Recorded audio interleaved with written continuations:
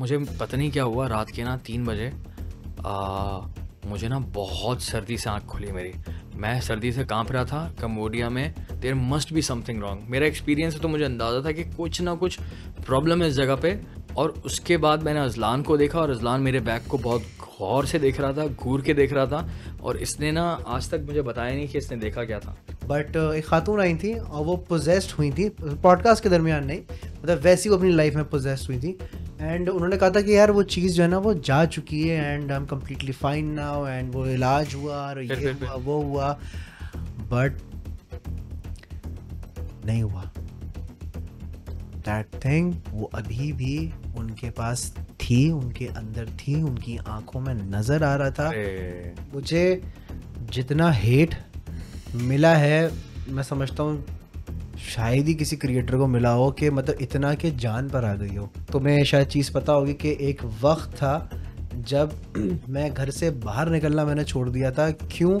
क्योंकि घर के बाहर लोग घूम रहे होते थे एंड अचानक से क्या होता है, वीडियोज़ आना शुरू होती हैं एक पार्टी के थ्रू से कि यार ये जहाँ मिले ना इसको घसीट के मारना है। इतना हेट था कि तुम लोगों ने मुझे कराची वाइन्स की वीडियो से एडिट कर दिया था। अस्सलाम वालेकुम ख़वातीन और हज़रात, उम्मीद करता हूँ सारे खैरियत से होंगे, ठीक ठाक होंगे। आज के जो हमारे गेस्ट हैं उनकी मैं तारीफ़ क्या करूँ, मतलब समंदर को अगर कूजे में बंद कर दिया जाए, चूजे में तो बनता है दानियाल शेख। अस्सलाम वालेकुम सर। वालेकुम अस्सलाम। कैसे हैं आप? अल्लाह का शुक्र, आप सुनाएं कैसे हैं अज़लान शाह? मैं ठीक ठाक हूँ। गुस्से में तो नहीं है? नहीं अभी फ़िलहाल तो प्यार? नहीं हूँ, थोड़ी देर पहले था। लेकिन प्यार भी तो करता हूँ ना यार, मोहब्बत फिर ठीक है। मोहब्बत भी तो बहुत है आपसे। कैसे हैं आप? मैं ठीक ठाक हूँ दानियाल शेख, आप कैसे? क्या चल रहा है? सो ये पॉडकास्ट का फॉर्मेट ये है कि हम लोग शुरू करेंगे अज़लान शाह के बचपन से, तो हम इस तरह से लेके चलेंगे अज़लान शाह बचपन में क्या करते थे। No, this is not my podcast, this is my podcast. और पहले मैं इनकी पॉडकास्ट में गया था, आज ये हमारी पॉडकास्ट में है। बट्टा सट्टा चल रहा है, शादी हुई है, ऐसा ही सही है, ऐसे ही है, आते जाते रहेंगे। कहा जा सकता है, कहा जा सकता है। दानियाल शेख मुझे एक बात बताइए 2013 कराची वाइन्स की शुरुआत कैसे शुरू हुआ? सब पता है, क्या स्टोरी थी सब पता है। कोई खतरनाक सवाल आने वाला है। मुझे ये बताएं अभी कराची वाइन्स कहाँ पर है? कहाँ पर मतलब किस जगह, किस कौन से इलाके एरिया में? कराची वाइज? कराची में भाई। कराची विंस कहाँ पर है? कराची वाइज कराची में इलाका। हाँ, क्योंकि देखो जो तुम लोग के फॉलोअर्स थे, फैंस थे, बच्चे थे, वो सारे बड़े हो गए, सबकी शादियां हो गई हैं, जॉब पे जाने लग गए। सीरियस आंसर मुझे चाहिए, क्योंकि मुझे भी बहुत सारे लोग जो मिलते हैं ना, बच्चे जो थोड़े अधेड़ उम्र के, थोड़े कच्ची कच्ची मूछें जिनकी आ गई हैं, वो बोलते हैं कि यार कराची वाइन्स वीडियोस क्यों नहीं बनाता? तो मैं बोलता हूँ यार आई डोंट नो, मैं पार्ट नहीं हूँ कराची में। तुम्हें तो पता है, झूठ बोल रहे हो। नहीं मैं, मुझे अफसोस की बात है अज़लान शाह, तुम लोगों से झूठ बोलते आ रहे हो। क्या झूठ? इतनी दोस्त तुम्हें तो पता है, तुम्हें तो बता देना चाहिए क्यों नहीं बनाना। तो मैं अच्छा थोड़ी लगता है कि मैं डिटेल्स बताता हूँ, वो आप मुझे बताएं क्यों नहीं बनाता। अच्छा, आज डिटेल्स बता दें। आज डिटेल्स मतलब कोई कंट्रोवर्सी होने वाली है? कुछ भी नहीं होने वाला, कुछ भी सिंपल सा जवाब है, कराची वाइन्स इसलिए नहीं बना रहा क्योंकि बात ये है कि जो एंटरटेनमेंट का हमारा सेक्शन है, जो हम लोग जो भी कॉमेडी स्केचेस बना रहे थे, या अभी चाहें तो अभी बनाएं, लेकिन बात ये है कि मुझे ऐसा लगता है कि मैं personally I grew out of it, to be honest. आप देखो ना, 2013 में हम लोगों ने स्टार्ट किया, 2014 में एग्जैक्टली कंफर्म 2000 मतलब जुलाई में 2013 में हम लोगों ने शुरू किया है। उसमें हुआ ये कि 2014 में, सॉरी, तो हम लोग कॉमेडी स्केचेस बनाते थे। उस वक्त तो हमारी उम्र भी बहुत कम थी, और कोई 21 साल का, कोई 23 साल का, कोई 22 साल का। और उस वक्त कॉमेडी जो है ना, वो हमें अंडरस्टैंडिंग इतनी नहीं थी कि क्या चीज़ अच्छी होती है क्या बुरी होती है। तो कुछ इररिस्पॉन्सिबल कंटेंट भी बनाया, कुछ ऐसा कंटेंट भी बनाया जो कि लोगों को बहुत ज़्यादा रेजोनेट किया, उनके साथ ना बहुत ज़्यादा रिलेट किया, और वो वायरल। वो वीडियो इसके अलावा भी था, इसके अलावा खुला वाली वीडियो याद है, वो दोस्तों वाली वीडियो, वो स्वीट वीडियो, इंग्लिश शादी, व्हाट अ कंटेंट यार। तो मैं उसके ऊपर तो बहुत प्राउड फील करता हूँ यार। वो हमने जो काम किया है ना, इंग्लिश शादी की पूरी सीरीज थी, ठीक है, या फिर ब्रो कोड की सीरीज हो जाए। इसके अलावा कुछ काम हम लोगों ने बहुत अच्छा किया, कुछ काम हम लोगों ने, कंजूस फ्रेंड्स वाला, वो भी बहुत अच्छा किया। ये कुछ काम हम लोगों ने तो देनी पड़ेगी। 400 वीडियो है सारी की सारी। फिर तू तो फिर सारे थंबनेल तुम्हें याद है ना, बहुत लंबी हो जाएगी अज़लान शाह। हिस्सा था ना मैं, सो कहानी बिल्कुल दोस्त आ रहे हैं। अब उस बारे में तो बात नहीं करेंगे ना कि कराची नहीं ने नहीं छोड़ा। नहीं उस पे तो सबको पता है। अब एंटरटेनमेंट के अंदर जो है ना, मुझे ऐसा लगता है कि मेरा जो दिमाग है ना कंटेंट के हवाले से, मेरे दिमाग में वो आइडियाज़ आने बंद हो गए। मैं तुझे अगर बहुत ही बॉटम लाइन समझाऊँ ना, कि 2017 के बाद से 2018 जब आया तो मेरे दिमाग में तो कंटेंट कम से कम हो गया कॉमेडी वाला। मेरे दिमाग में चल रहा है इन्फॉर्मेटिव कंटेंट। मेरे दिमाग में चल रहा है कि यार मुझे ट्रैवल शो करना है, जो तुम्हें पता है सारी जेन्युइन बात है। मेरे दिमाग में जो चल रहा है कि यार मुझे कुछ शॉर्ट डॉक्यूमेंट्री टाइप बनाऊं मैं। मेरे दिमाग में चल रहा है कि यार मैं कुछ ट्रैवल में इन्फॉर्मेटिव कंटेंट बनाऊं, कुछ इन्फॉर्मेटिव पर जाऊं मैं। जब भी हम थाईलैंड भी गए, जब भी उसके बाद फिर यूरोप और टर्की के ट्रिप्स लग रहे थे मेरे कि यार जो मैंने पैसे कमाए हैं कराची इवेंट्स के थ्रू भी, वो मैं इन्वेस्ट करूं इस कंटेंट के अंदर, मुझे एक्सपीरियंस भी मिलेगा और मैं कंटेंट भी बनाऊंगा। बट ये मेरा माइंडसेट हो गया था। इसी तरह से स्लो बाकी लड़कों का भी माइंडसेट डिफरेंट हो गया था और उनके अपने अपने रीजंस हैं। मैं सबके रीजंस नहीं बताऊंगा क्योंकि सबके रीजंस अपने अपने पर्सनल हैं और डिटेल में हैं। कभी उनसे मुलाकात होगी तो तुम्हें किसी भी प्लेटफॉर्म पे वो आके बता देंगे। But I am pretty much sure कि हम लोगों ने ना, हम सारे अब दोस्त हैं, पक्के भाई हैं, तुम्हें पता है, तो हम लोगों ने ये चीज़ स्लो रियलाइज़ की कि यार ऑडियंस का भी रुझान चेंज हो रहा है। क्योंकि एक बंदे ने अगर मुझे 2014 में फॉलो किया है, सो वो अगर 20 साल का है तो इस वक्त वो इंसान जो है वो 30 साल का है। इमेजिन यार, ठीक है। या फिर 15 साल का बच्चा जो है, या 10 साल का बच्चा 20 साल का है। ऐसा भी हुआ है कि लोग मुझे मिले, उन्होंने कहा कि दानियाल भाई हम आपको बचपन से फॉलो करते आ रहे हैं। वो बचपन वाला वर्ड सुनकर मैं हैरान, मैंने बोला बचपन क्या होता है? मैंने बोला दानियाल भाई हम अभी, मैं यूनिवर्सिटी में हूँ, जब आपने शुरू किया था उस वक्त मैं 6 क्लास में था। यार वाकई ये तो मैंने कभी सोचा ही नहीं इस नज़रिए से कि हमें इतना टाइम हो गया है। तो कॉमेडी से ना स्लो मैं पर्सनली दूर जाता रहा, फिर बाकी लड़के भी, एंड देन ऑडियंस भी बड़ी होती रही। एंड देन आई थिंक पूरे अगर सोशल मीडिया पे देखा जाए, हमारे यहाँ ऑलरेडी कॉमेडी वाला या एंटरटेनमेंट वाला कंटेंट इतना ज़्यादा है कि मुझे लगता है कि उसकी डिमांड जितनी है उस लिहाज से सप्लाई तो हो रहा है, लेकिन डिमांड एजुकेशनल और इन्फॉर्मेटिव कंटेंट की जितनी है, सप्लाई उसके लिहाज से कम है। तो उस कंटेंट क्रिएटर माइंडसेट की वजह से मुझे अपने आप को री इन्वेंट करना पड़ा। मुझे अपनी जगह चेंज करनी पड़ी, मुझे अपनी ऑडियंस चेंज करनी पड़ी। ये एक बिल्कुल ही आम सा जवाब है। आई होप कि क्लियर हो गया होगा ये। नहीं ऑफ कोर्स ये चीज़ क्लियर हो गई है कि, लेकिन उस प्लेटफॉर्म का क्या? उस प्लेटफॉर्म का क्या? अब उस प्लेटफॉर्म पर ना मोर देन वन यार कितना सोचा मैंने मानी ने मिलकर, क्योंकि मानी तो भाई है मेरा, और आमिर भाई ने, हम लोगों ने मिलकर बड़ा सोचा। मानी और मेरा ये फैसला मेनली निकाला हम लोगों ने कि यार आई थिंक हमें इसके ऊपर भी ना कुछ इन्फॉर्मेटिव काम करना पड़ेगा। कॉमेडी को तो रखेंगे साथ ही, कॉमेडी को मैं लीड नहीं कर पाऊंगा, लेकिन मैं इन्फॉर्मेटिव कंटेंट को, या तुम्हें पता है हम लोग जब बैठकर बातें कर रहे होते तो कॉमेडी तो ऑलरेडी हो रही होती है। हाँ, तो लेकिन ये था ना कि पहले स्केचेस होते थे 4-4 5-5 6 10 मिनट के। नहीं, लेकिन अब पॉडकास्ट का सोच रहे हैं हम, केवी पॉडकास्ट शुरू कर दें। ओह वाह, ये इस तरह का आइडिया है कि उस पर ना हम थोड़े से चिलिंग वाले पॉडकास्ट और आम टॉपिक्स डिस्कस होंगे, डिटेल में चीज़ें डिस्कस करेंगे। ये आइडिया है। और इसके अलावा जो मेरी ख्वाहिश है जिसके ऊपर हम कभी कर नहीं पाए, वो वेब सीरीज कभी भी मौका मिलेगा ना, वेब सीरीज आई थिंक हमारे लिए ना दिल के करीबी होगी। कुछ भी हो जाए, एक वेब सीरीज तो बनती है यार, कुछ तो काम दिखाने के लिए हो ना।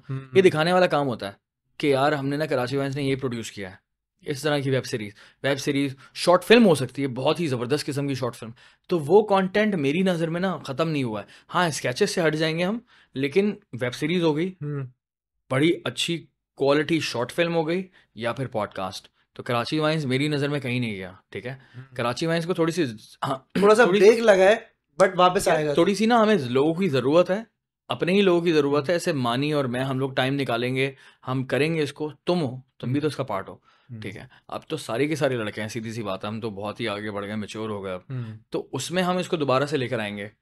बस दुआ करके जिस तरह से हम लोग काम कर रहे हैं, जिस स्पीड में काम कर रहे हैं, उसी तरह से मैनेज करेंगे तो यार करना ही है लाजमी। नहीं यार, ऑनेस्टली आई रियली वांट कि देखो बेकार वालों ने अपनी वेब सीरीज बनाई माशाल्लाह से, दी इडियट्स वालों ने बनाई, एंड ये भी साथ ही जो है ना शुरू हुए थे। और मैं समझता हूँ कि एक वेब सीरीज है, शॉर्ट फिल्म, जो तुमने कहा कि एक बंदा है अपने लिए ना, एक डिजर्व करता है, अपने लिए थोड़ी मेहनत लगी, लेकिन अपने लिए। हाँ, डिजर्व, कराची वाइन जो है वो डिजर्व करता है यार। There's a good web series, good quality, like उसमें ह्यूमर तो हो गई होगा, जाहिर सी बात है, बट ये है कि काम की हुई चीज ना, काम की चीज होगी। अच्छा टॉपिक होगा इंशाल्लाह यार। आई थिंक 2018 में या 19 में एक इन्फ्लुएंसर आता है, एक यूट्यूबर आता है, जिसका नाम है ड्रूबिंस्की, सही है, तुम्हारा वो दोस्त था, तुम उसको पाकिस्तान लेकर आए। मेरा दोस्त नहीं था, दोस्त तो बाद में बना था, लेकिन ये नहीं बोल सकता दोस्त था। मेरी उससे बातचीत थी, सलाम दुआ थी। ठीक है, ये तो तुम ड्रूबिंस्की को पाकिस्तान लेकर आए, एक गोरा यूट्यूबर कराची आया, पाकिस्तान आया, हम सब ने उसको होस्ट किया, सब ने उसको घुमाया, उसने वीडियोस बनाए, मिलियंस में व्यूज है। उसके बाद ये जो सिलसिला शुरू हो गया था। सिलसिला शुरू हो गया। हाँ, वो थे, वो कौन था, वो एक बदतमीज सा आदमी, I forgot his name, Christian batsman batsman की बात कर क्रिश्चियन रहे हो? बैट्समैन, अच्छा। वो सबको इंस्टाग्राम पे डीएम किया था, यो लेट्स कोलैबोरेट। अब तो शायद वो सब अनसेंड भी कर दिए उन्होंने नहीं मैसेज। नहीं, अब तो वो इंडियंस को, जो इंडिया का जो फार राइट है ना, फार राइट समझते हो, जो एक्सट्रीमिस्ट किस्म का इंडियन है, उनको केटर कर रहा है बेसिकली। Look at him. पहले हम पाकिस्तान आकर ये तो बड़ा इंटरेस्टिंग टॉपिक है यार बेसिकली, कि उसने किस तरह से पाकिस्तानी कौम को एक तरह से एक्सप्लॉइट किया है। और ऐसे बहुत सारे, लेकिन मुझे इसके ऊपर जरा बात करनी है। ऐसे बहुत सारे हैं, होंगे, लेकिन अभी हम ना काफी ज्यादा, आई थिंक ऑडियंस काफी मैच्योर हो गई है। अब ना किसी को भी इस तरह से आने नहीं देंगे। शुरू में गोरे आ रहे थे ना, अभी भी बहुत सारा एक अवाम है पढ़ी लिखी। Thank you for showing positive sides of Pakistan, लेकिन देख भी पाकिस्तानी रहे। वो जैसे चची थी इवा जुबैक, ईवा तो काम तो बहुत अच्छा था ना उसका, काम यार, फिर भी काम ईवा अच्छा को था, कंपेयर नहीं कर सकते। ईवा ने काम तो और भी लोग का अच्छा था यार। नहीं, इतना एक्सप्लॉइट नहीं किया था ईवा ने काम किया था यार। ईवा का आई अंडरस्टैंड कि बाहर ऑलरेडी इतना उसने काम नहीं किया हुआ था, लेकिन ईवा की जो काम था ना, बहुत ही क्वालिटी काम था यार। अच्छा, वो बहुत पढ़ी लिखी कंटेंट क्रिएटर थी, वो प्रॉपर अंडरस्टैंडिंग वाली थी। उसका तो काम देखेगा ना, तुझे पता चलेगा कि उसकी रिसर्च कितनी अच्छी थी। लेकिन हाँ, ये पाकिस्तान में आकर ये बोलना कि मैं फॉरेन कंटेंट क्रिएटर हूँ, नहीं। You are a foreigner, but you are a Pakistani content creator एक तरह से। आपकी ऑडियंस पाकिस्तानी है, ठीक है, आपकी ऑडियंस गोरी नहीं है। तो इस तरह से तो हुआ था स्टार्ट में, और गोरा कॉम्प्लेक्स की वजह से उनको पैसे भी बहुत ज़्यादा मिलने लगे थे, बहुत ब्रांड्स मिलने लगे थे कंटिन्यूसली। ये एक लहर चली थी एक तरह से देखा जाए तो 2019 में, 18-19 में ना, हम भी परेशान हो गए थे कि क्या कोई रिक्शे वाला आ रहा है, कोई कंटेंट क्रिएटर रिक्शे में पाकिस्तान ट्रैवल कर रहा है, एक अभी और आएंगे इस तरह से तो। बट ये कि मुझे लगता है जो पढ़ी लिखी ऑडियंस है ना, वो थोड़ी सी इस बारे में मेच्योर हो गई है, और वो आएगा तो फिर जो है ना, वो देखते हैं क्या होता है। बट द पॉइंट इज, इस वक्त जो है ना, उस वक्त इस तरह की एक हवा चली थी। और क्रिश्चियन बैट्समैन की थोड़ी सी, और मैं डेप्थ में चला जाता हूँ, प्लीज डेप्थ में चला जाता हूँ। क्रिश्चियन बैट्समैन के बारे में डेप्थ की ये है कि I think as a content creator देखा जाए तो उसका कंटेंट तो अच्छा था, ठीक है, इंटरनेशनली भी अच्छा काम कर रहा था। लेकिन वो जो एक्सप्लॉइट करने वाली सिचुएशन ये है ना कि चलो आपने वो रास्ता चुना कि पाकिस्तान आकर पाकिस्तानियों की मासूम, हमारा जो तरीका है ना, गोरा कॉम्प्लेक्स भी है, मासूम भी है, सबने देखा कि यार ठीक है ये गोरा आ रहा है, और सबने कोलैब किया उसके साथ। और मैं भी कोलैब करने के मूड में था, मतलब मैं इतना कोई खिलाफ नहीं था इस चीज़ के, ठीक है। बट उसके बाद जो है ना, एक और अच्छी खबर ये आई कि वो काफ़ी ज़्यादा पाकिस्तान में रहने लगा, and then he became Muslim. That was very interesting कि ये तो बड़ी अच्छी बात, मंगनी भी कर ली, वो तो ठीक है, उसका पर्सनल रिलेशन था, सही है। बट ये अच्छी बात है ना कि हमने सबने देखा कि यार हमारे कल्चर से शायद इंस्पायर होके ये सीन हो गया। उसके बाद से एक वाकया हुआ था इसराइल फ़लस्तीन वाला, उस पर ना उसने पाकिस्तानियों को ना थोड़ा सा झाड़ना शुरू कर दिया। वहाँ पर आई थिंक बहुत सारे पाकिस्तानी डिवाइड भी हो गए थे। लेकिन मैं पर्सनली जो है ना, मुझे एक चीज़ बुरी लगी थी, सिर्फ एक चीज़ बुरी लगी थी, बाकी सारी चीज़ें उसकी जायज़ थी कि यार आप लोग जो हैं सिर्फ और सिर्फ प्रेइंग नेशन है। उसने कहा था प्रेइंग नेशन है, आप सिर्फ दुआ पर करते हैं, काम कुछ करते नहीं हैं। एक तरह से रियलिटी चेक दे रहा था। हम भी यही बात करते हैं। गोरे ने कहा बुरा लगा, आई अंडरस्टैंड। आप इंडिया में जाकर इंडियंस को बुरा बोलोगे ना उनकी सही बातों पर, तो बुरा लगेगा। कराची वाला लाहौर जाकर लाहौर को इस तरह से बोलेगा ना, ओन करने से पहले ही, तो बुरा लगता है। पहले ओन करना बहुत ज़रूरी होता है उस जगह को ना, बहुत ज़रूरी होता है ओन करे उस जगह को। वहाँ के लोग समझें कि यार ये हमारा बंदा है, ये हमें गाली देगा तो हम उसको सह लेंगे। ये लंबा प्रोसेस है। I hope you got my point right. अब उसने क्या किया, उसने इस तरह से बोला, मुझे क्या चीज़ बुरी लगती है, मुझे एक स्टोरी बुरी लगती है जो कि उसने फ़ौरन डिलीट कर दी थी। वो स्टोरी में लिखा हुआ था कि मैं पाकिस्तानियों को, आप लोग प्रेइंग नेशन है, आप लोग कुछ नहीं करते, मैं पाकिस्तान का नाम पूरी दुनिया में दिखा रहा होता हूँ कि पाकिस्तानी टेररिस्ट नहीं है, ठीक है, लेकिन आप लोग जो है मुझे इस तरह से कैंसिल कर रहे हैं वगैरह वगैरह। उसने जो ये पॉइंट बोला ना कि मैं एक फॉरेन कंटेंट क्रिएटर हूँ जो कि पाकिस्तान का नाम दुनिया को दिखा रहा हूँ कि आप टेररिस्ट नहीं है, वहाँ मैंने बोला यार ये तो स्कैम वाली बात कर रहा है, ये तो झूठ बोल रहा है, दैट्स अ बिग स्कैम। ये तो उसने क्लियर झूठ बोल दिया। पाकिस्तान से बाहर इसको कोई नहीं जानता था, ये बात तो उसको पता है। अगर यकीन नहीं आ रहा तो आप इंस्टाग्राम के और फेसबुक के एनालिटिक्स निकाल के देख लें और अभी आपको पता चल जाएगा कि ऑडियंस कितनी बाहर से, आज भी निकाल के देख लें, पता चल जाएगा इंडिया की ऑडियंस है, बांग्लादेश की ऑडियंस होगी और पाकिस्तान की ऑडियंस होगी, वाइट ऑडियंस या फिर वेस्टर्न ऑडियंस या फिर यूरोप, यूके, यूएस, ऑस्ट्रेलिया की ऑडियंस नहीं मिलेगी आपको। यहाँ मैंने बोला ये तो झूठ है। फिर उसके बाद हुआ ये कि स्कैमर है। कुछ टाइम बाद मैंने फिर क्लियरली बोल दिया था और लोगों को भी कि यार ये गलत बात बोली है इसने, ये फिर बहुत ही बड़ा झूठ बोल दिया, ये नहीं बोलना चाहिए था। तो उसके बाद कुछ टाइम बाद दिख गया उसका काम कि उसने इस्लाम तो कबूल किया था, लेकिन वहाँ जाने के बाद, इंडिया जाने के बाद वो फार राइट को खुश करने लगा।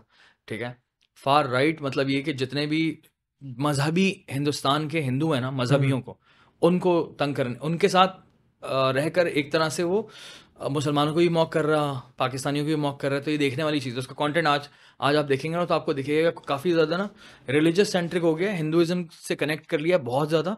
और उनका कोई भी नैरेटिव होता है ना, अगेंस्ट वाला नैरेटिव, मैं उसकी बात नहीं कर रहा, मैं अगेंस्ट नैरेटिव की बात करूँ तो उसको सपोर्ट करेगा, फार राइट के नैरेटिव को सपोर्ट करेगा उस ऑडियंस को केटर करने के लिए। क्लाउड चेजर्स का तरीका ये होता है कि उनको पता ही नहीं होता कि करना क्या है, उनको जहाँ की हवा दिखती है वहाँ चलना शुरू कर देते हैं without any understanding and responsibility.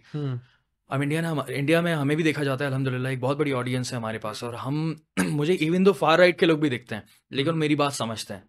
ठीक है, चाहे वो मोदी वाले हों, चाहे वो आरएसएस वाले हों, चाहे वो बीजेपी वाले हों, they understand my point of view.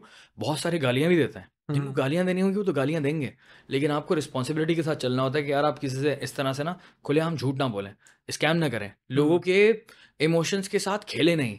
ठीक है, झूठे खड़े ना हो। आज मैं अगर विजन लेकर खड़ा हुआ हूँ ना कि हम लोग साउथ एशियंस की बात करते हैं और हम लोग एक करने की बात करते हैं, तो मेरी जो विजन है ना वो बड़ा क्लियर है, वो चेंज नहीं होगा। अगले 10 साल चेंज नहीं होगा, पिछले 20 साल चेंज नहीं हुआ, अब कैसे चेंज होगा भाई? तो सीधी सी बात है। सो ये बॉटम लाइन है। आई होप कि बड़ी क्लैरिटी आ गई होगी इस चीज़ की। नहीं बिल्कुल क्लैरिटी आ गई। एंड जितने भी कंटेंट क्रिएटर्स हैं पाकिस्तान के, वी ऑल नो कि इन भाई का क्या सीन था, किस तरह से क्या चीज़ें जो है वो मैनिपुलेट की, किस किस को मैसेजेस किए, फिर बाद में क्या हो गया क्या नहीं हुआ, वी ऑल नो दैट। अच्छा मुझे एक बात बताओ, तुम जाते हो नास समिट में, नुसैर जो करवाता है, नुसैर जो नाज डीली है, उससे तुम्हारी दोस्ती है, चिलिंग है, और वहाँ पर जाके तुमने और कंटेंट क्रिएटर से भी तुम्हारी एक कम्युनिटी बन गई, नेटवर्किंग हो गई, चाहे वो रणवीर अलाहाबादिया हो, तन्मय भट्ट हो, and I think Dhruv Rathee से भी तुम जो सलाम दो थी। अस्सलाम वालेकुम, क्या हाल है? कैसे हैं? ठीक ठाक है। तो ये क्या सीन है? उन पहले से आ रहा है। तो उन वो कंटेंट क्रिएटर, और अगर यहाँ के कंटेंट क्रिएटर्स की बात करें हनफी, तो मुझे बताओ क्या क्या चेंजेस है, हमें कितना जो है अपग्रेड होना चाहिए, या हम कहाँ खड़े हैं? सवाल किया तुमने यार, थैंक यू।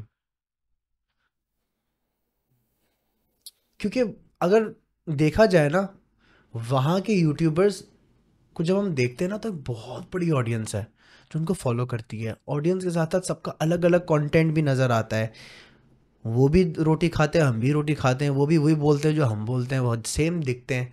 तो कंटेंट वाइज और हमें क्या फ़र्क है, हम कहाँ लैग करते हैं? यार मैं अगर तुम्हें बोलूँगा, हम कंटेंट क्रिएटर से भी कंपैरिजन किया जा सकता है। फॉर एग्जांपल हम लोग पॉडकास्ट की बात करते हैं, तो पॉडकास्ट इंडिया में ना, इंडिया में भी अच्छे हो रहे हैं, पाकिस्तान में भी अच्छे हो रहे हैं। ठीक है, इंडिया में निखिल कर रहा है, बहुत बहुत ज़्यादा अच्छा लगता है मुझे वो पॉडकास्ट, बहुत ही अच्छा करता है वो निखिल कामत।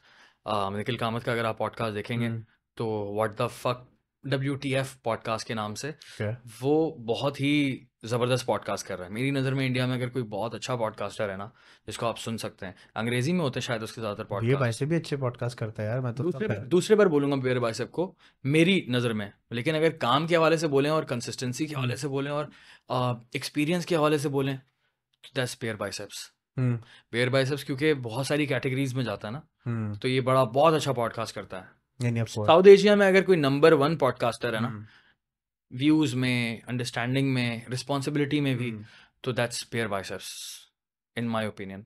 और बात एक और मैं बता देता हूँ, क्योंकि अगर रणवीर अलाहाबादिया का कोई फ़ैन देख रहा है तो मैं आपको उसकी एक इंसाइट भी दे देता हूँ जो कि रियलिटी है। रणवीर से अगर मेरी मुलाकात होती है ना, तो वो हुई थी नास समिट के अंदर। हाँ, इट वॉज नास समिट आई थिंक, या नास समिट के अंदर हुई थी फर्स्ट वाले। तो उसके अंदर मैं बैठा हुआ था, आई थिंक मैं अलीन के साथ बैठा हुआ था जो नुसैर की एक्स गर्लफ्रेंड है। तो हम लोग बैठे बातें कर रहे थे, तो रणवीर आता है मेरे पास और उसने कहा कि how are you, my name is Ranveer Allahbadia, I am from India. तो मैंने तो जानता था, मैंने बोला भाई मैं आपका बहुत बड़ा फ़ैन हूँ, मैंने आपका काम देखा हुआ है, बहुत अच्छा काम है आपका। उस वक्त आई थिंक मैंने थोड़े बहुत पॉडकास्ट इनके देखे थे, लेकिन मेनली मैंने इसका जो है ना वो वाला कंटेंट देखा था, फिटनेस वाला, वो मुझे बड़ा पसंद था, बहुत अच्छा करता था वो। और अभी तो पॉडकास्ट तो खैर नेक्स्ट लेवल ही है। सो उस पर जो है ना उसने बोला ब्रो खड़े हो यार, कहाँ पाकिस्तान? मैंने बोला आई एम फ्रॉम पाकिस्तान। उस पर उसने बोला खड़े हो यार, गिव मी अ हग। ये है इंट्रोडक्शन मेरा रणवीर अलाहाबादिया से। मैं वो बिल्कुल नहीं जानता था मुझे, मैं तो थोड़ा बहुत जानता था, लेकिन उस पर इतना हम्बल तरीके से रिएक्ट करना, वो अपने हर फैन से, हर दोस्त से, हर कुलीग से इसी तरह मिलता है। जितना वो पॉजिटिव आपको दिख रहा है वीडियोस के अंदर ना, ये बात सही है, जितनी वीडियोस में वो पॉजिटिव दिख रहा है ना, यार वो रियल में भी ऐसा ही है। वो रियल, देखो मेरी बात सुनो, होना पड़ेगा अजलान। देखो पॉडकास्ट में ना मुझे ऐसा लगता है, मेरी अंडरस्टैंडिंग है कि कितना फेक करेंगे हम। 1 घंटा 2 घंटा पॉसिबल ही नहीं है। 1 घंटे के बाद तो निकल आएगा आपका, निकल आती है आपकी रियलिटी, पता चल जाता है कि आप बात किस तरह से करते हैं। 2 घंटे के अंदर तो निकल ही आएगी। तो कुछ ना कुछ तो आप दोगे। तो वो इतना एजुकेटेड बंदा है माशाल्लाह से, इतनी अंडरस्टैंडिंग उसकी, अंग्रेजी इतनी अच्छी है, उतनी अच्छी उसकी हिंदी है, एंड देन वो सीखना चाहता है, ठीक है। तो उसका मुझे फॉर्मेट का अंदाज़ा है, उसके काम का अंदाज़ा है कि वो कितना बड़ा काम कर रहा है। बॉलीवुड के बड़े बड़े एक्टर्स के साथ पॉडकास्ट करना, देन इंडियन पॉलिटिशियंस के साथ, बिजनेसमैन, किसके साथ नहीं यार। विराट कोहली और शाहरुख खान के अलावा उसने अभी तक सबके साथ पॉडकास्ट कर लिया है। और सबसे पहले अगर इंडिया में सोचेगा ना कोई पॉडकास्ट करने का इन दोनों में से, विराट कोहली और शाहरुख खान, तो वो जाएंगे रणवीर अलाहाबादी के पास वेरी सून। ये भी है। तो उसकी एक बहुत बड़ी वजह ये है कि वो बंदा खुद इतना ज़्यादा ना जेन्युइनली पॉजिटिव है, एंड आई एम श्योर कि उसने इसके ऊपर बहुत काम किया है और अपने आप को उसने ना शाइन किया। वो वीडियो में नजर आता है, वो जिस तरीके से बात कर रहा होता है, मुस्कुरा रहा होता है। मैं तुझसे प्यार से बात करता है। मैं तुझसे पूछा, मैंने कहा कि इतने ही प्यार से मिलता है? तूने कहा ये है ही ऐसा भाई, मुस्कुराता रहेगा। आपको अच्छा लगता है ये? आप कैसे बंदे हो? आपकी आंखें बड़ी प्यारी हैं, आपकी वाइब बड़ी मैच कर रही है मेरे साथ ना। ये बात उसकी रियल लाइफ में भी इसी तरह की है। बहुत हम्बल इंसान है, बेइंतहा हम्बल। मुझे बताओ, अगर हम कंपेयर करते हैं पाकिस्तान के यूट्यूबर से, वहाँ के यूट्यूबर कम्युनिटी, यहाँ के यूट्यूब कम्युनिटी, क्या समझते हो फर्क है? यार मैं तो डिफ्रेंशिएट नहीं कर पाऊंगा ज़्यादा, क्योंकि हमारी इकोनॉमी में उनकी इकोनॉमी में बहुत बड़ा डिफरेंस आ जाता है। तो वहाँ का बहुत बड़ा डिफरेंस है असलान। मतलब वो वाला सीन है कि हाँ दुख होता है ये देखकर कि हम लोग हमारी इकोनॉमी बहुत बेहतर होनी चाहिए थी। इस वक्त हम लोग बहुत पीछे रह गए हैं, बहुत पीछे रह गए हैं। काम में नहीं, पैसे में पीछे रह गए हैं। काम हमारा बहुत अच्छा है, हमारे पास बहुत अच्छे नाम है, हमारे पास वाइल्ड लाइन्स बाय अबरार है, हमारे पास मूरू है, हमारे पास वो लड़का आया हुआ है ओए हैरी के नाम से, भाई वो टॉप नॉच क्रिएटर्स हैं हमारे पास यूखानो है, हमारे पास जुनैद अकरम है, हमारे पास इरफान जुनैद, मूरू, और भी हमारे पास बहुत सारे क्रिएटर्स हैं। देन हमारे पास इंस्टाग्रामर्स के अंदर भी बहुत बड़ी लिस्ट आ जाती है, ठीक है। बहुत अच्छा काम कर रहे हैं इंस्टाग्रामर्स भी। एंड देन सारे प्लेटफॉर्म से आप देखोगे, फेसबुक पर भी आप बड़े बड़े नाम देखोगे तो आपको अच्छे दिखेंगे। पॉडकास्टर्स में हमारे पास पाकिस्तान एक्सपीरियंस जैसा काम बहुत ही नेक्स्ट लेवल काम कर रहा है, आउट क्लास काम कर रहा है। पॉडकास्टर्स हमारे पास काफ़ी सारे हैं। जुनैद भाई पॉडकास्ट कर रहे हैं, मुजम्मिल हसन जैदी क्या पॉडकास्ट कर रहा है। इवन एक्टिव्स के अंदर भी हमारे पास सैयद मुजम्मिल का नाम आता है, जो कि वो भी एक तरह से कंटेंट ही बना रहे होते हैं और बहुत अच्छा कंटेंट है। तो हमारे पास ना काम तो बहुत अच्छा है, हमारे पास क्रिएटिविटी भी है लोगों में, फोटोग्राफर्स भी अच्छे हैं हमारे पास वीडियो मेकर्स भी अच्छे हैं, दिख जाता है काम, आपको दिख जाएगा। तो मुझे यहाँ पर जो कमी दिखती है ना, यहाँ पैसे की कमी दिखती है। यहाँ पर भुवन बाम की जो वेब सीरीज़ है ढिंढोरा, उस तरह की वेब सीरीज़ बनाने के लिए पैसे बहुत ज़्यादा चाहिए, ये तुम्हें ही पता है। मतलब यहाँ पर आपको करोड़ों रुपए की इन्वेस्टमेंट चाहिए 5-6 एपिसोड की बहुत हाई क्वालिटी सीरीज़ बनाने के लिए। कंटेंट भी तो चाहिए, ऐसा है या नहीं है? हाँ, 5-6 कंटेंट नहीं होगा किसी के पास। 5-6 करोड़ खैर थोड़े से ज्यादा हो गए। 5-6 करोड़ कब बोला है मैंने? करोड़ों बोला है, मतलब 1 करोड़ से ऊपर। 1 करोड़ से ऊपर, 2 करोड़ तक तो चाहिए होंगे वेब सीरीज वगैरह के लिए। बट कंटेंट होना बहुत ज़रूरी है यार। अगर तुम कह रहे हो कि कंटेंट है, तो मैंने अभी तक कोई ऐसा उस तरह का कंटेंट, उस तरह की मैं बात कर रहा हूँ। वैसे तो कंटेंट बहुत अच्छे कंटेंट, अगर मूरो भाई को देख लो या तीली का कंटेंट देखा, तीली का कंटेंट ऐसे थे ना, तीली के पास कंटेंट बना लिया। तीली का जो राइटर है अली अब्बास नकवी, वो बहुत फाड़ू लिखता है यार। ऐसे बहुत सारे होंगे असलान, ऐसे बहुत हैं। आमिर मलिक को हल्का मत लो, ठीक है। पॉइंट तुम्हें ही पता है, आमिर मलिक एक बहुत जब लिखने पर आता है तो फिर तो आमिर मलिक के पास आइडियाज की कमी है ही नहीं आमिर भाई के पास ना। हमारे कंटेंट राइटर की बात चल रही है। आमिर भाई लाइक दुकान है आइडियाज, चलते फिरते दुकान है। और स्क्रिप्ट कहाँ है? यहाँ स्क्रिप्ट वेलकम फिल्म वाली हाँ बंदे के पास यहाँ पूरे आइडियाज, पूरे सारे इतने ज़बरदस्त उनके पास आइडियाज़ हैं, बड़ी बड़ी सीरीज़ के आइडियाज़ हैं, बट यही कि हम लोग फाइनेंशियल्स पे मार खाते हैं कि यार हमें पाकिस्तान में है ही नहीं ना सीन यार। अब बात ये है कि ये इसके ऊपर रोना बनता भी नहीं है, क्योंकि ब्रांड पैसे क्यों लगाएगा भाई? ब्रांड पैसे तब लगाएगा जब ROI आपका क्लियर होगा, उन ब्रांड को ROI मिलेगा। अच्छा मैं चलो ब्रांड की बात हटा दो, ROI का हटा दो। जिस तरह इंडिया की बॉलीवुड इंडस्ट्री यूट्यूबर्स को सपोर्ट करती है, डू यू थिंक कि पाकिस्तान के यूट्यूबर्स को सपोर्ट मिलनी चाहिए हमारी इस मीडिया इंडस्ट्री से? बहुत पुरानी डिबेट हो गई है, नहीं है, दिल चाह रहा है करने नहीं का। बहुत नहीं बुरा, ये अब तो डिबेट बनती नहीं है, ये वाली अब तो डिबेट बनती नहीं है। मैं तुम्हें बताता हूँ सीन क्या है। बता। तुम भी टीवी से आए हो यहाँ पे, मैं भी बिल्कुल। टीवी से आया यहाँ पे। टीवी में हम लोगों ने थोड़े बहुत छोटे मोटे शोज किए, एंड देन हमने देख लिया कि यार कल्चर इस तरह का है कि टाइम लगेगा आपको अपना नाम बनाने में, एंड देन आपके पास कोई खुला ग्राउंड नहीं है कि आपके पास जो आइडिया आपने खुद शूट करके खुद अपलोड कर दिया। इंटरनेट खुली जगह है, बिल्कुल ओपन हम कैनवस। लोगों ने 2014 में शुरू किया। हमें पता है कि उस वक्त भी जो मेन स्ट्रीम मीडिया है वो अछूत समझता था उस जमाने में कंटेंट क्रिएटर्स को। और मैं ये अपनी तरफ से नहीं बोल रहा, मेरे डोंट यू थिंक अभी भी समझता है? नहीं, अभी थोड़ा सा और आगे बढ़ जाता हूँ इस चीज़ में। मैं तो यार बात कंप्लीट करता हूँ, लेकिन तुमने अच्छा पॉइंट मारा है। तो उस वक्त अछूत इन सेंस कि मेरे पास तो ये भी एग्जाम्पल है, नाम लिए बगैर बताऊंगा, कि मैंने अपनी एक दोस्त को बोला था। मेरी एक दोस्त ड्रामे करती थी, एक्टिंग करती थी, वैसे ड्रामे नहीं करती, एक्टिंग करती थी ड्रामों में। ठीक है। तो उससे मैंने बोला कि यार मेरी कराची वाइन्स की वीडियो की शूट है, तो उसमें तुम आ जाना। तो उसने बोला मैं आ जाऊंगी कल शूट पर। हमने डन कर लिया, हमने पैसों की भी बात कर ली, थोड़े बहुत पैसे, क्योंकि कराची वाइन्स बहुत नया था, 2 साल हुए थे। ठीक है। तो उसने कहा कि डायरेक्टर ने गाली देकर बोला है कि ये किस किस्म का काम है, इस तरह की चीज़ पे नहीं जाते। किस्म का नहीं मतलब इंटरनेट पर ये क्या है, नहीं जाना। अच्छा मुझे ना आगे की अंडरस्टैंडिंग तो थी कि आने वाले वक्त में इनको समझ आएगी, लेकिन उस वक्त मुझे हर्ट हुआ कि यार इनको तो इतनी समझ ही नहीं है कि इसकी इंपॉर्टेंस क्या है।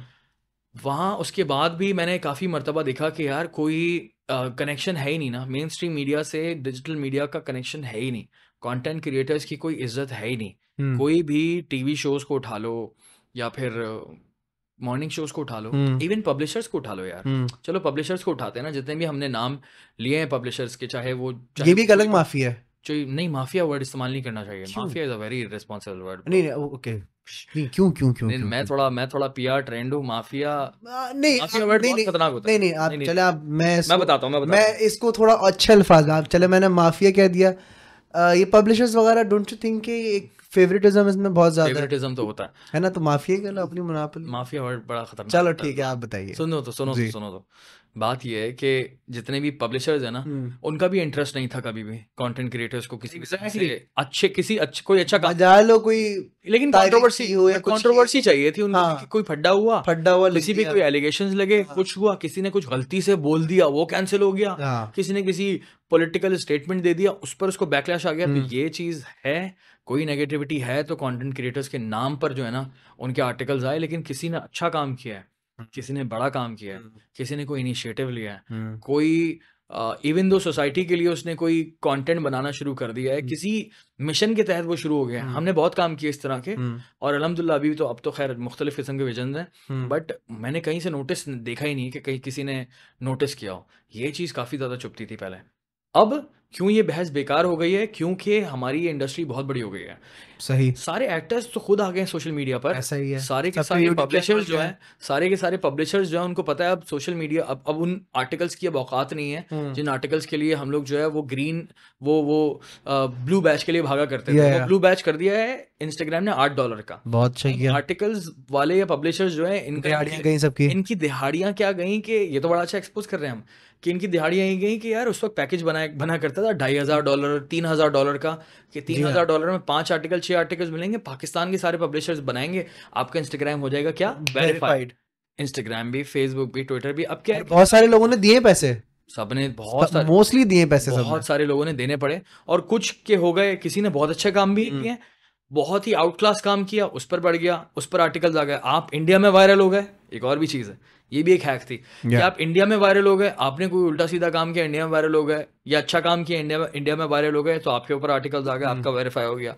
सो हाँ, लेकिन मेजॉरिटी क्रिएटर्स कि जिनको वेरीफाई होना चाहिए था, उनमें बहुत बड़ी लिस्ट है। सबके सब रुल रहे होते थे, इसी वजह से $3,000 देते थे और उस स्कैम का पार्ट बनते थे। Scam is a right word to use, I think. Scam का पार्ट बनते थे। लेकिन बात मेरी ये थी कि मीडिया इंडस्ट्री आज यूट्यूबर्स को, डू यू थिंक के कहती है कि लेट्स से एक कंटेंट क्रिएटर है XYZ, उसके इतने लाख या इतने मिलियन उसके सब्सक्राइबर्स हैं, और आप एक बहुत बड़े एक एक्टर है, मैं आपके पास आया हूँ सर, ये क्या कहते हैं, मेरा काम है, मैं व्लॉगिंग करता हूँ या मैं ये शो करता हूँ या मेरा ये चैनल है और मैं आपके साथ पॉडकास्ट करना चाह रहा हूँ या मैं आपके साथ एक कोई गिग करना चाह रहा हूँ या कुछ भी फॉर प्रमोशनल एक्टिविटी XYZ।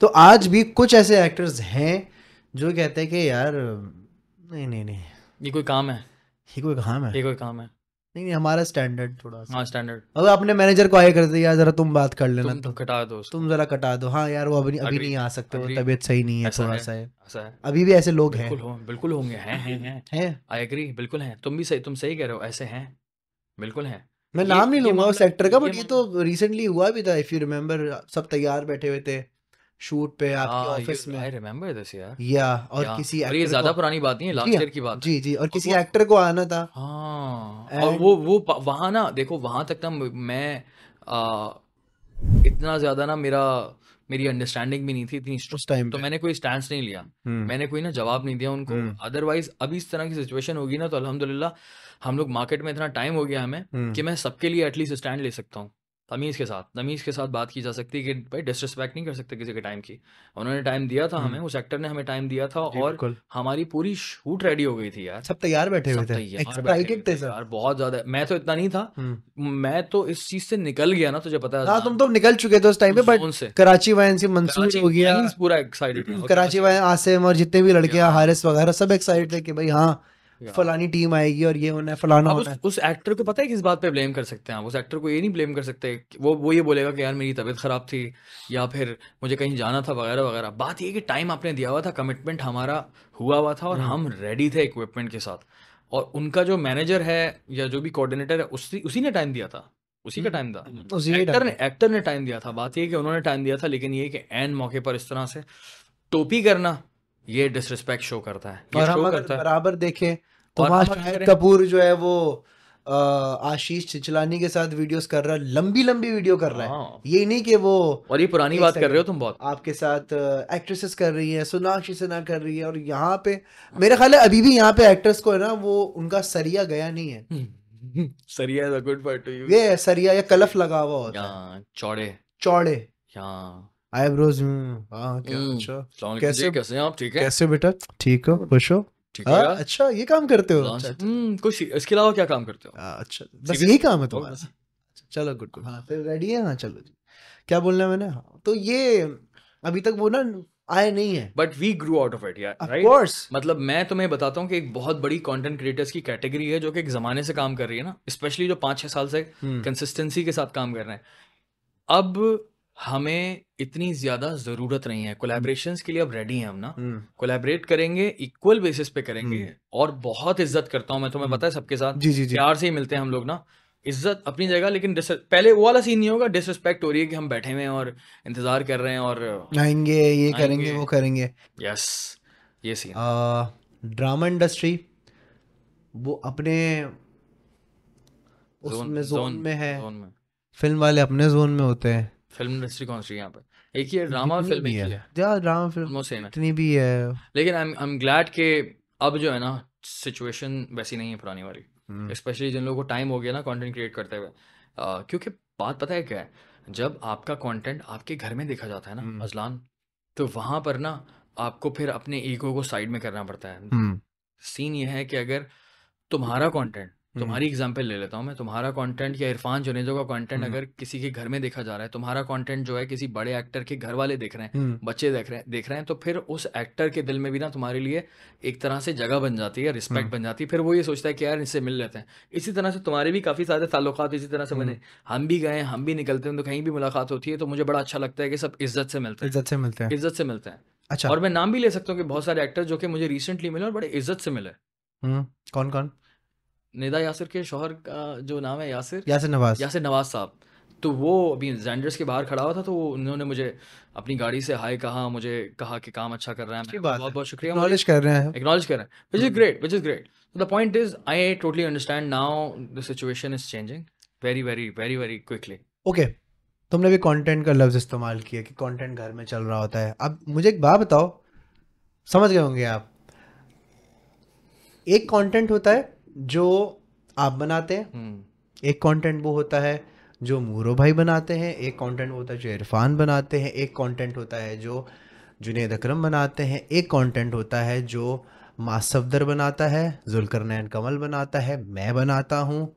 ठीक है, तो एक बड़ी डिबेट है इस बारे में, और मुझे तुम्हारा पॉइंट ऑफ व्यू जानना है कि बहुत सारे लोग कहते हैं कि अपनी घर की औरतें दिखा के व्यूज़ कमाना इज क्रिंज, शिट, बैड, जो जो आप लफ्ज़ कह लें, मुगल्लज़ात जितनी भी आप ऐड कर सकें आप कर लें, कि ये घटिया चीज़ है, हरकत चीज़ है. इनफैक्ट मानी ने भी इस पर वीडियो बनाई थी दुबई के अंदर, ये जो घर की औरतें दिखा के जो वीडियोस बना रहे होते हैं. So you are a content creator, तुम कंटेंट क्रिएशन में बहुत अरसे से हो. रेडियो के टाइम से तुम रेडियो भी करते थे, वो भी कंटेंट क्रिएशन ही होती है कि आप बैठ के जो है बात कर रहे होते हैं. इस बारे में तुम क्या कहना चाहोगे? रिसेंटली फहद भाई ने भी कहा था कि आई डोंट वांट के, मतलब ऐसे कुछ कहा था कि फहद मुस्तफ़ा ने जो सेलिंग, उस पर भी आ जाऊंगा थोड़ी देर, क्योंकि वो एक अलग topic. Let's talk about this in detail. Okay, so यार कंटेंट क्रिएशन जो है ना, एक हमारी अम्ब्रेला टर्म है. इसके अंदर पॉडकास्ट भी आता है, व्लॉग्स भी आते हैं, ट्रैवल व्लॉग्स भी आते हैं, और फैमिली व्लॉग्स भी आते हैं. फैमिली के रील्स भी आती हैं, पिक्चर्स भी आती हैं, हर किस्म का कंटेंट आता है इसके अंदर. फिर रोस्टिंग भी आ जाती है, ठीक है, रोस्टिंग भी आ जाती है, और इसमें बहुत मुख्तलिफ किस्म का कंटेंट जाता है. अब अजलान, बात पता है कि मेरा एक बड़ा सिंपल सा ओपिनियन है इसके ऊपर, और सेंट्रिस्ट किस्म की अप्रोच है. पॉइंट ये है कि पूरी दुनिया में ना कंटेंट क्रिएशन के अंदर बहुत सारी चीज़ें होती हैं, बहुत सारी ब्रांचेस हैं, और पूरी दुनिया में होता है ये. इंडिया में भी, यूएस में भी, पाकिस्तान में. लेकिन यूएस में अगर तुम देखोगे कंटेंट को, तो या यूके में, तो बहुत ही नॉर्मलाइज है वहाँ पर सेक्सुअल कंटेंट. सही है, नॉर्मलाइज है, और बहुत इंजॉय करते हैं. बच्चे इंजॉय कर रहे हैं और बड़े इंजॉय कर रहे हैं, हर कोई इंजॉय कर रहा है वहाँ पर इस तरह के कंटेंट को. यूथ की बात कर रहा हूँ, यूथ इंजॉय कर रही है. लेकिन अगर इस तरह का कंटेंट यहाँ पर बनता है, ठीक है, तो उन कंटेंट क्रिएटर्स को इतनी इज्जत नहीं मिलेगी. एक फैन फॉलोइंग तो बना लेंगे वो, लेकिन इज्जत इसलिए नहीं मिलेगी क्योंकि इस रीजन के कल्चर के हिसाब से वो मैच नहीं करता. सही है, ये कल्चर के हिसाब से ये मैच नहीं करता. लेकिन इसका मतलब ये नहीं है कि आप जो है वो फैमिली कंटेंट नहीं बना सकते. फैमिली कंटेंट 100% आप बना सकते हैं, ये सबकी अपनी चॉइस है. अगर कोई कहता है कि आपको नहीं बनाना चाहिए, नहीं, ये फिर नहीं चाहिए वाला सीन जो है ना, तो डिफरेंट हो जाता है. आई थिंक चॉइस होनी चाहिए. If you ask my choice, तो आई थिंक मैं और मेरी फैमिली इस चीज़ में कंफर्टेबल नहीं है कि वो बनाए. क्यों, उसका रीज़न भी देता हूँ कि इतनी हिम्मत नहीं है मुझ में, इतने गट्स नहीं है, इतना आसान नहीं है मुझे हेट कलेक्ट करना. मुझ पर जो हेट पड़ रही होती है ना, उसको मैं बर्दाश्त कर ले तो मेरे लिए बड़ी बात है. मैं वैसी बहुत ज़्यादा गालियों से कैंसिल होना, उल्टी सीधी बातें, 100 तारीफ़ों में से एक गाली होती है, मुझे वो तकलीफ़ दे जाती है, मुझे अजीब सी लगती है. अगर मेरी फैमिली पर इस तरह से आएगा, वो चीज़ बहुत मुश्किल है मेरे लिए बर्दाश्त करना. जो लोग कर रहे हैं ना, जो लोग तमीज़ के साथ कंटेंट बना रहे हैं, तुम अच्छा कंटेंट बनाते हो, मैं तुम्हारी तारीफ़ करता हूँ. फैमिली कंटेंट बहुत ज़रूरी भी है यार, ठीक है, उस पर भी अलग बात करूँगा. जो लोग बनाते हैं बेहतरीन है, लेकिन बहुत बड़े जिगरे की बात होती है. जिस तरह का हमारा माशरा है, ठीक है, आप कुछ भी कर लें, आप नहीं बदल सकते. अगले 10-20 साल तो आपको ऐसे ही देखना पड़ेगा कि आप बनाएंगे, आप जो बात करेंगे, लोग खुल के आपको गाली देंगे, लोग खुल के आपको कुछ भी बोल सकते हैं. वो हिट कर जाता है किसी को हिट नहीं करता. कोई वो बर्दाश्त कर लेता है, कोई नहीं करता. कोई काम समझता है इसको, आई अंडरस्टैंड दिस.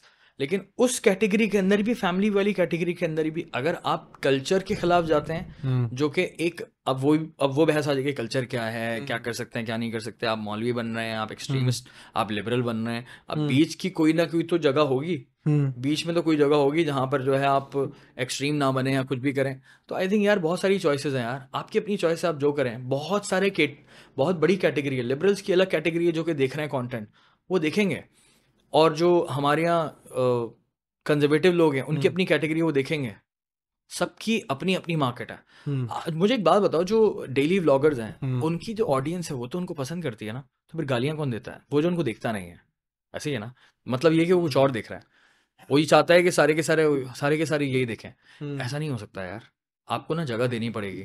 आप देखने दें, उनको देख रहे हैं, लेकिन अगर आपको लगता है कि नहीं यार, अगर आपके बच्चों को एक बंदा गालियां सिखा रहा है, फॉर एग्जाम्पल कोई बंदा आ जाता है जो कि गालियां दे रहा है और फिर बच्चे देखते हैं, देन मैं उसके खिलाफ बोल सकता हूँ कि नहीं यार, गालियां इतने छोटे बच्चों को नहीं सिखानी चाहिए। ठीक है। हाँ, अगर कोई इसके अंदर आकर सेक्सुअल कंटेंट करता है तो फिर वो कुछ और ही प्रमोट कर रहा है, फिर वो कुछ और ही बेच रहा है। लेकिन ये बोलना कि फैमिली का कंटेंट बनाकर आप फैमिलीज अपनी सेल कर रहे हो, बहुत बुरा वर्ड है यार, ये बहुत ही इररिस्पॉन्सिबल लफ्ज है। क्यों उसमें ना, पता है फिर मुझे ना, और आपने यूट्यूबर्स का लफ्ज लिया, आई थिंक अगर यूट्यूबर्स ये कर रहे हैं, वो कर रहे हैं, कंटेंट क्रिएटर्स ये कर रहे हैं, सो इसका मतलब ये है कि आपने सभी को एक साथ जो है ना रगड़ दिया है, सबको एक साथ रगड़ दिया। इसका मतलब ये है कि आपको एक, आपकी इनर जेलेसी दिख रही है, इंटरनल जेलेसी दिखी है, आपके इस छोटे से स्टेटमेंट के अंदर एक इंटरनल जेलेसी दिखी है इस इंडस्ट्री के हवाले से। आई अंडरस्टैंड के बहुत सारे प्रॉब्लम्स हैं, आई अंडरस्टैंड के बहुत ही इररिस्पॉन्सिबल क्रिएटर्स भी हैं। कोई भी यूट्यूब चैनल खोल लेता है भाई, हम सबकी तर्जुमानी तो नहीं कर रहे हैं ना, ठीक है। कोई भी इंस्टाग्राम पे कुछ भी आईडी बनाकर कुछ भी कर सकता है यार, हम उसकी तर्जुमानी नहीं कर रहे हैं, हम पूरी इंडस्ट्री की ओवरऑल बात कर रहे हैं। ये बहुत बड़ी इंडस्ट्री है, इसके अंदर हर कोई ये नहीं है कि लिमिट नहीं कर, आप लिमिट नहीं कर। सारे यूट्यूबर्स अपनी फैमिलीज बेच रहे हैं, सेलिंग देयर फैमिलीज। अच्छा, सेलिंग देयर फैमिलीज हाउ, आप क्या बेचते हैं, उस पर भी बात कर लेते हैं। लंबी डिबेट है यार, आई डोंट अंडरस्टैंड कि बोली क्यों गई है। और अब कोई अगर किसी एक रिलीजियस पार्टी का कोई रिलीजियस स्कॉलर इस तरह की बात करे तो समझ आती है, लेकिन एक आर्टिस्ट इस तरह की बात करे तो इट्स लाइक, अच्छा पता नहीं क्या बात चल रही है भाई, हमें तो समझ ही नहीं आ रहा। इसका मतलब इंटरनल जेलसी है भाई, नफरत है। बात तो आपकी बिल्कुल सही है। नहीं बिल्कुल सही है, आपने बिल्कुल इसको बड़ा, मुझे ऐसा लगता है, हो सकता है ना हो सकता है ना हो। क्या सोचने में लग गया तू यार? नहीं लाला, मैं ये तुमने बड़ी अच्छी बात की है, और आई रियली वांट कि ये जो पार्ट है ना, ये हर कोई देखे और समझने की कोशिश करे। देखो मैं एक छोटी सी बात बताता हूँ। आप शादीशुदा हैं माशाल्लाह से, मैं भी शादीशुदा हूँ। मास सफदर की मैं बात करना चाह रहा हूँ। मास की शादी हुई माशाल्लाह से, उसका एक बेटा हुआ, ठीक है। अब वो फैमिली कंटेंट बना रहा है, देखने वाले उसको देख रहे, जिनको नहीं देखना वो ना देखे, लेकिन बच्चे को इतना, उस बच्चे को 1 साल के बच्चे को बुली किया था, इतना बुली किया। और वो चीज़ मैंने अपने ऊपर रख के देखी। मेरी एक बेटी है माशाल्लाह से, अज़वा उसका नाम है, और मैंने ये चीज़ अपने ऊपर रख के सोची कि यार अगर कोई मेरी बेटी को for no reason, for no damn reason, कोई, जो आपने मीम्स आई एम श्योर देखे होंगे बहुत सारे देखे, ये सारा तो उस माँ बाप पे क्या गुजरी होगी ब्रो यार, क्या माइंडसेट होगा यार, क्या माइंडसेट होगा। अब यहाँ से मेरा एक सवाल आता है, मेंटल हेल्थ। हाँ, what do you think about this, कि क्या कंटेंट क्रिएटर्स की मेंटल हेल्थ डिस्टर्ब होती है व्हेन दे गेट हेट या कोई नेगेटिव कमेंट्स? तुम मुझे अपना बताओ, मुझे बाकी का नहीं पता, मुझे तुम्हारा जानना है। कंटिन्यूसली देखें, content creation is a job, content creation is a business, लेकिन ये एक आम बिजनेस नहीं है, ठीक है। इसका मसला ये है कि कंटिन्यूसली ना आपको सर्वाइवल मोड में रहना पड़ता है। आप इस साल सर्वाइव कर लिया, अगले साल क्या करना है, अगले महीने क्या करना है, अगले हफ्ते क्या करना है, कल क्या करना है यार, ये सीन है, ठीक है। ये एक दुकान नहीं है जहाँ पर एक महीने का आपने प्रॉपर सिस्टम बना दिया है कि यार मिठाइयाँ बिकेंगी तो इतनी बिकेंगी। एक दुकान भी चलानी आती है मुझे, लेकिन मैं दुकानें भी चलाता हूँ, ठीक है। इस तरह से बिजनेस भी चलाता हूँ और साथ में ये वाला बिजनेस भी चलाता हूँ। आई थिंक मेरी नज़र में ये कंटेंट क्रिएशन वाला बिजनेस जो है ना, as a YouTuber, as a content creator बहुत मुश्किल काम है। हाँ, इसके पीछे बैठकर आप चीज़ें मैनेज करें, तब ऑटोमेट करें, तब तो समझ आती है। लेकिन अगर आप सिर्फ मेरी इंडस्ट्री की बात कर रहे हो, मेरे से एज अ कंटेंट क्रिएटर पूछ रहे हो, तो कंटिन्यूस स्ट्रगल है। कभी भी क्रिएटिव ब्लॉक लग जाता है, कुछ समझ नहीं आता अगला क्या करना है, कभी भी सेल्फ डाउट शुरू हो जाता है। मुझे लगता है कि यार मैं जो कर रहा हूँ गलत कर रहा हूँ, यार मैंने ये क्यों बोला, मुझे ये बोलना चाहिए था, बोलना नहीं चाहिए था, या मुझे ये बोलना चाहिए था, या फिर पुराना कंटेंट देखकर फील होता है कि यार बड़ा रिस्पॉन्सिबल था, क्या करना चाहिए। सो कंटिन्यूसली ना ये परेशानी होती है। देन ब्रांड्स आ रहे हैं, ब्रांड्स नहीं आ रहे, पैसे आ रहे हैं, पैसे नहीं आ रहे, ठीक है। मुल्क की इकॉनमी ख़राब, सबसे पहले ब्रांड भाग गए हमारे पास से, ठीक है। या फिर खुदा ना खास्ता कुछ बोल दिया, कोई ओपिनियन दे दिया, उस बात पर कैंसिल हो गए, तो फिर तो अलग ही कहानी है। फिर तो बहुत टाइम लगता है आपको दोबारा रिवाइव होने में। लेकिन कंटेंट क्रिएटर जो है ना, मैं हेट की बात कर रहा हूँ, मुझे हेट का बताओ। हेट बहुत आती है भाई, शुरू से, काफ़ी टाइम से, कराची वाइंस के टाइम से भी और अभी तक आती है। और उसको टैकल करने का मेरी नज़र में तो सिंपल तरीका है कि जितना इग्नोर मैं कर सकता हूँ ना, करता हूँ अपने आप को। जितना मैं मसरूफ़ रह सकता हूँ, रहता हूँ। और मुख्तलिफ अज़लान में मुख्तलिफ पर्सपेक्टिव से सोच रहा होता हूँ। आज तू मुझे उनसे पूछेगा ना कि क्या तरीका है तुम्हारा हेट हैंडल करने का, हो सकता है मेरा कल का डिफरेंट हो, ठीक है। आजकल क्या तरीका है ये पूछ लो। आजकल मेरा तरीका ये है कि मैं जो है वो, अगर कोई ज़्यादा बातें करता है, ज़्यादा गालियाँ दे रहा होता है, तो उसको हम हाइड कर देते हैं, ठीक है। ज़्यादा पर्सनल हो रहा है, पर्सनल डीएम्स में आ रहा है, तो ब्लॉक कर दिया। वरना यह है कि ओवरऑल इग्नोर करके रखा, अपने आप को इतना बिजी कर दिया कि कमेंट्स नहीं पढ़ने, कमेंट्स कम से कम पढ़ने। मतलब कुछ टाइम के लिए आपने खोले, देखे अच्छे अच्छे, उनको जितना जल्दी हो सका रिस्पॉन्स किया। ईमेल्स पर जो है वो ज़्यादातर, तो खैर ईमेल्स पर तो बहुत कम गालियाँ आती हैं, ईमेल्स को मैं ज़्यादा फोकियत देता हूँ, क्योंकि यार वो ना मेंटल हेल्थ से ही रिलेटेड है। जो ईमेल्स आती हैं ना, इतनी प्यारी प्यारी ईमेल्स होती हैं, इतने अच्छे अच्छे मैसेज होते हैं। क्योंकि जो लोग इतनी मेहनत कर रहे हैं ना, बहुत कम लोग होते हैं इतनी मेहनत करके गालियां लिखेंगे, ईमेल पर आएंगे गाली लिखेंगे। ज़्यादातर ना अच्छे लेटर्स होते हैं, ठीक है, कुछ अच्छे सवालात होते हैं, लड़के लड़कियां, यंग लोग, बूढ़े लोग, सब मैसेज कर रहे होते हैं। वो मैं देखता हूँ ना, तो वो जो हेट से मेरी टेंशन आई है ना, हो जाता है। वो हाँ, वो ओवरकम कर जाती है प्रॉपर तरीके से। और वहाँ ना मुझे ये प्रैक्टिस आजकल मैंने अपनाई हुई है, समझा, इस तरह से। तो इनको इग्नोर करना है, हेट को इग्नोर करना है। और एक और चीज़ मैंने नोटिस की कि इनमें बहुत सारे लोग जो हैं वो अटेंशन सीकिंग का शिकार होते हैं। अटेंशन सीकर्स हैं, उनको सिर्फ अटेंशन चाहिए होती है। आपने मैसेज किया कि क्या बोल रहे हो, बोलेगा अरे दानियाल, अरे ये तो बहुत होता है यार, ये एक सिंपल है, ये मेरे साथ भी बहुत है। और मैं अगर अपनी बात करूँ ना, तो दानियाल शेख, मुझे जितना हेट मिला है, अरे अजलान, आप मैं जानते हो। पूछ रहा हूँ, मैं सवाल प्लीज करूंगा प्लीज आपसे, प्लीज प्लीज। मैं सवाल करूंगा, मैं ये सवाल करूंगा आपसे। अब पॉइंट ये है कि इन कुछ तरीकों से ना मैंने अपने आप को सही रखा हुआ है, सेन रखा हुआ है। Sane word is a right word to use, क्योंकि इस वक्त जितना काम किया, जितनी हेट मिल रही होती है, अपने आप को सही रखना बड़ा ज़रूरी है। जज्बात में आके कोई फैसला कर लिया, कोई जवाब दे दिया, कोई वीडियो बना दी, कोई स्टोरी लगा दी, गुस्से में आके किसी को कुछ बोल दिया, नहीं भाई, इग्नोर करो, अपने काम से काम रखो। ये लोग फ़ोन के पीछे बैठे हुए हैं यार, और हो ये सकता फारग है, है और most of them don't mean it, ठीक है। जस्ट मोस्ट अटेंशन लेने के लिए। तफरी भी कर रहे होते हैं, अटेंशन दे रहे होते हैं, अपने लिहाज से कर रहे होते हैं। इतनी गलत बात नहीं बोलनी चाहिए। अगेन, कोई गालियां दे रहा है, ज़्यादा बात कर रहे हैं, नहीं करनी चाहिए। कुछ लोग एक्सपोज भी कर देते हैं, कुछ क्रिएटर्स उनको एक्सपोज भी कर एक्सपोज देते कर हैं, देते हैं। वो भी अच्छा तरीका है, ताकि उससे डर आए इनके अंदर के भाई कोई तो है। लेकिन अजलान शाह, अब आप मुझे बताएं कि रिसेंटली मैंने नोटिस किया, एटलीस्ट इस साल की अगर हम बात करें, तो एक डेली व्लॉगर्स के ऊपर ना बहुत हेट मुझे दिख रही है सोशल मीडिया पे। सबको इंक्लूड करना पड़ेगा इसके अंदर, डकी हो, माज हो, कोई भी हो। और फेसबुक पर ही कैंपेन दिखती है मुझे, ट्विटर पे कैंपेन दिखती है, बड़ी हैवी किस्म की ना। इंस्टाग्राम पे तो मैंने इतना नहीं देखा, लेकिन यहाँ पर मैंने बड़ी हैवी मीम्स कैंपेन, फेसबुक पर स्पेशली बहुत ज़्यादा है। How do you see it यार, तुम्हें क्या फ़र्क पड़ता है इससे? और ये कहाँ से तुमने देखा है? तुमने अपनी मीम्स खुद देखी है, नहीं देखी, ये बताना।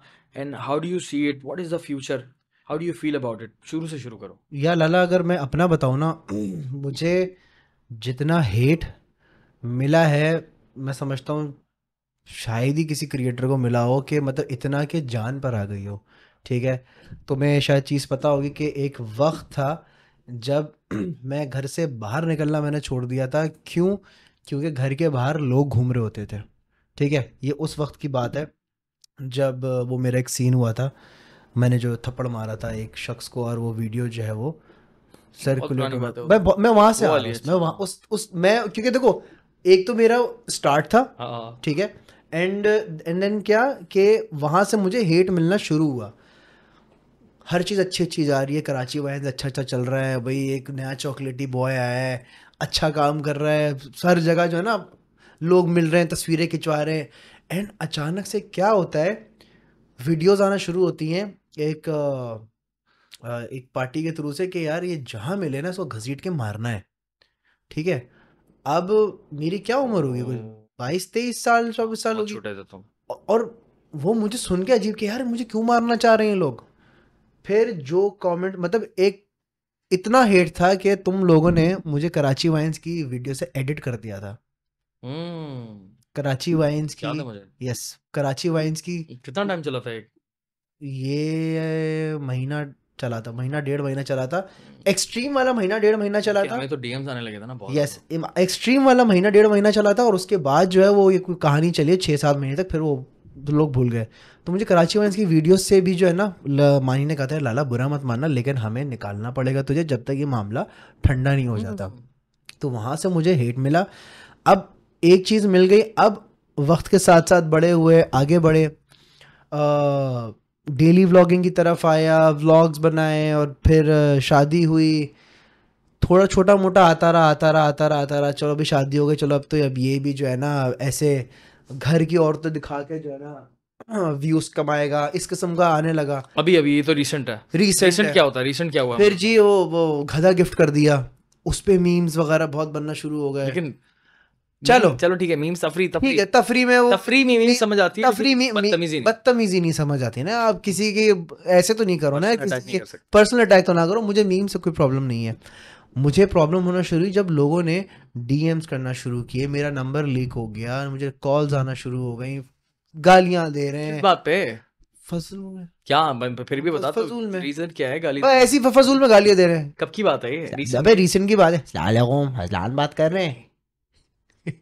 आगे तो टॉपिक क्या है, किस वजह से गाली पड़ रही है? बस पड़ रही है अजलान लोगों को एक है कि बस एक चल है। नहीं, डेली व्लॉगिंग की वजह से पड़ रही है, डेली व्लॉगिंग की वजह से पड़ रही है, और मोस्टली ये क्रिंज। मैं व्हाट इज क्रिंज? मुझे क्रिंज समझ नहीं आ रहा एग्जैक्टली मैं कहाँ, या तो कोई मुझे कोई इस्लाह करे, डेफिनेशन दे के अजलान भाई ये जो कर रहे हो ना ये नहीं करना। क्रिंज की कोई डेफिनेशन ही नहीं है ना, क्रिंज तो बड़ा सब्जेक्टिव किसी को भी आप जो है ना बता सकते हो। एंड तो बहुत हेट मिला, लेकिन अब उसका फाइनल जो मैंने सोच लिया था ना, वो मैंने तुमसे एक चीज सीखी थी कि कमेंट्स पढ़ना छोड़ दो। ओके, मैं नहीं पढ़ता कमेंट्स। ओके, कहाँ के? कहीं के भी नहीं पढ़ता। अरे वाह भाई। और फेसबुक के तो पढ़ता ही नहीं हूँ। फेसबुक के तो मैं खोलता ही नहीं हूँ, खास तौर पे मेरी पॉडकास्ट के कमेंट्स। भाई इतनी गालियां। एक कमेंट आया हुआ कि यार वो खैर गाली थी उसमें, लेकिन कहा इन दोनों ये डैश के बच्चे सिर्फ डैश हरकतें कर रहे हैं, सिर्फ बकवासें कर रहे हैं। ये वाली बात है ना, ये बच्चों मुझे बड़ा मजा आता है। अब यार बेसिकली यार ठीक है, पागल बना के रखा है दोनों ने। यार अजलाल, मुझे लगता है कि कुछ जो है ना सीरियस होती है चीजें, कुछ होती है तफरीह। फेसबुक वालों को तो मैं तफरीह लेता हूँ यार। फेसबुक वाले समझ से बाहर है। फेसबुक की आवाम बिल्कुल समझ से बाहर है यार। अब यूट्यूब की थोड़ी आवाम अलग जोन में चल रही है। फेसबुक की मेरी नजर में अलग जोन में चल रहे हैं सारे, और ये बहुत बड़ी तबका है, लेकिन एक बहुत बड़ा तबका पढ़ा लिखा भी है। और फेसबुक का नहीं वो बिल्कुल है। हाँ, क्योंकि कुछ सीरियस पॉडकास्ट में करता ना, तो उसके अंदर बड़े बड़े लेटर्स लोग लिख रहे होते हैं, मुझे बड़ा मजा, बड़े कमेंट्स आ रहे होते हैं, पूरे पैराग्राफ्स होते हैं, मुझे इतना मजा आता है पढ़ के। पूरा लोग अपना कथारसिस कर रहे थे कि यार इमोशनल रिलीज होता है, सारे एसेज लिखे होते हैं। मैं तो फिर उनकी बड़ी रिस्पेक्ट करता हूँ। बड़ी ऑडियंस है अजलान, सुकून से चिल कर मैन। लाला मुझे एक बात बताओ, मेरी पॉडकास्ट में मोस्टली जो है ना पैरानॉर्मल एक्टिविटीज एंड जिन्नात की बातें होती हैं। We are back to the Dar Haqiqat podcast. आ गए तुम? मार दूंगा, मारूंगा, बहुत मारूंगा। हाँ देखा सर भाई, पीटर की आत्मा को बुलाएं फिर। नहीं, पीटर की आत्मा को नहीं बुलाते हम, किसी और की। आप बताओ जरा, स्विच हो गया चेंज सर? जादू अब थोड़ा इसको जो है ना दूसरी दिशा में लेके जाते हैं। 3 चीजों पे मुझे बात करनी है। एक जादू, दूसरा पैरानॉर्मल एक्टिविटीज, तीसरा तुम मुझे बताओ कि कितना सच है, कितना झूठ है, कितनी चीजें एग्जिस्ट करती हैं। और तावीज बनाते हुए देखा मैं सर, ये अभी तावीज बनाते हुए देखा मैंने बना लिया, वो 4 लाइनें मार दी मैंने। सच है सर, ये पहले दम करें फिर एकदम करें। आप गंदी बातें कर लें पहले। अरे से बाबा होते, आपको शलवार वाले बाबा का पता है? नहीं पता आपको? मुझे उनका तो पता है। क्या है what is this man? I don't know man, I don't know, trust me, I don't know. खैर मैं शलवार वाले पूछ रहे हो मुझसे कि तुम इन चीजों को मानता हूं? यार मैं तो बिल्कुल जिन्नात, जादू, इन चीज़ों पर तो मैं बहुत बिलीव रखता हूँ। अच्छा। और ये भी बिलीव रखता हूँ कि मेरी ज़ात, मैं एज अ ह्यूमन बीइंग बहुत ज़्यादा ताकतवर हूँ उनसे। एक इंसान हूँ मैं, और मैं एक अल्लाह ताला ने एक अशरफुल मखलूक बनाया है मुझे या हम सबको, तो हम लोग बहुत ताकतवर हैं इनसे। लाला इस सोच के साथ बात करो पहले। बिल्कुल डरना डरना तो डर नहीं लगता, हमें तो डर ही नहीं लगता अजलान शाह। हमें डर नहीं लगता लाला। अवाम जो है ना, बड़े हाँ एग्जैक्टली, मैं जरा टॉपिक पे आना हुआ। अवाम कमेंट सेक्शन में बोलती है कि यार ये दोनों बैठ के जो है ना सिर्फ बकवास करते हैं, और अजलान, ये सारी चीजें अजलान के साथ ही क्यों होती हैं? मैं ना इसको बहुत ही अच्छा सा आंसर दे देता हूँ। मैं चाहता हूँ कि आप थोड़ा एलैबोरेट कीजिए, एक्सप्लेन और वो भी और ये एक्सप्लेन भी कीजिएगा कि कंबोडिया में हमारे साथ कमरे में क्या चीज़ हुई थी, अरे यार क्या हुआ था। मैं चाहता था कि देखो, मेरी बात पे तो शायद यकीन ना करें, वो समझते हैं कि मैं झूठ बोल रहा हूँ। मैं ज्यादा कुछ बता भी नहीं सकता ना। आप नहीं, ज्यादा कुछ नहीं, बट वो बैग वाला सीन आई वांट, मैं ज्यादा बोल सकता हूँ नहीं, लेकिन थोड़ा सा किनारा में रह के जो है ना, आई वांट कि आपकी बात पे तो आवाम विश्वास करेगी ना। आप भी मेरी ज्यादा डिटेल नहीं बता सकते, और मैं भी आपकी डिटेल नहीं ज्यादा नहीं बता सकते, लेकिन जितना बता सकते हैं उस दायरे में रह के। लेकिन पता है, मैंने ना अपने पॉडकास्ट में अक्सर ये जिक्र करता हूँ, जब भी इस हवाले से पॉडकास्ट करता हूँ, जो जावेद साहब है उनके साथ मैंने पॉडकास्ट किया था, तो मैंने स्टार्ट में ही क्लियर कर दी थी, हजरत जावेद साहब जो हम एक दूसरे को हजरत बोलते हैं, सो हजरत साहब को मैंने ना ये बात क्लियर कर दी उनके उस पॉडकास्ट में। मैंने लोगों को ये बात क्लियर कर दी थी कि अगर आप जादू को नहीं मानते हैं, या आप नहीं मानते इन चीज़ों को, ये होती हैं या नहीं होती है, तो फिर बहुत अच्छी बात है। नहीं मानते, बहुत अच्छी बात है, ना माने, क्योंकि नहीं मानना चाहिए। अगर इस माइंडसेट से आप हैं कि यार डर निकालने के लिए ये काफ़ी है कि को ना माना जाए, तो आपकी मर्ज़ी, आपकी चॉइस है। लेकिन अगर आप क्यों क्योंकि आप मानेंगे ना, तो आप देख कर ही मानेंगे, और मैं नहीं चाहता कि खुदा ना खास्ता आप एक्सपीरियंस करें चीज़, क्योंकि ये चीज़ें इतनी तकलीफदेह होती हैं। शुरू का एक्सपीरियंस इतना डरावना, इतना ख़तरनाक, इतना तकलीफदेह होता है कि वो बहुत बुरा सीन होता है। ये तो अलग ही सीन है ना, ये वो सीन है कि यार सामने वाला नहीं मानते तो अच्छी बात है, ना माने। मैं ही बोलता हूँ, नहीं मानते अच्छी बात है, ना माने, क्योंकि अगर आप मानेंगे ना, तो बड़े बुरे प्रोसेस से गुजर के जाना पड़ेगा आपको, और वो हर कोई बर्दाश्त नहीं कर सकता। सीधी सी बात है। उनको देखना, उनको फील करना, या फिर एक्सपीरियंस करना इस तरह की सिचुएशन बहुत स्कैरी होती है, स्टार्ट में एटलीस्ट। मेरे लिए भी बहुत स्कैरी थी यार। अभी अगर मैं तुम्हारे साथ बैठ के इतना चिलिंग में बात कर रहा हूँ, तो इसका मतलब ये है कि अल्हम्दुलिल्लाह एक माइंडसेट बन गया, एक एक्सपीरियंस ले लिया, अब मुझे डर नहीं लगता।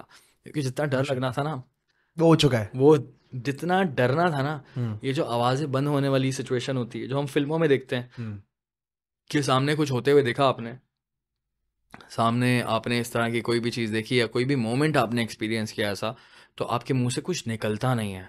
यार ये बहुत सच्ची बात है यार अज़लान, आपके मुंह से सिर्फ ना हवा निकल रही होती है, you are not able to breathe properly.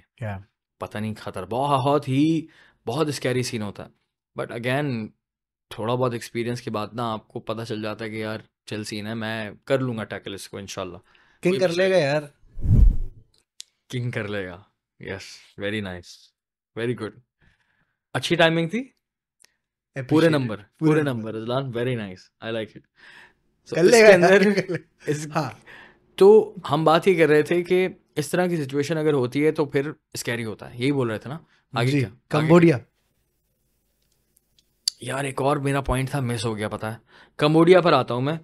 अब कंबोडिया में हम लोग थे, कंबोडिया जो है, ये इसके किस्सा सुने भाई। कंबोडिया में हम लोग थे, कंबोडिया में जो है मेरा और अज़लान का हम बराबर वाले कमरों में स्टे कर रहे थे।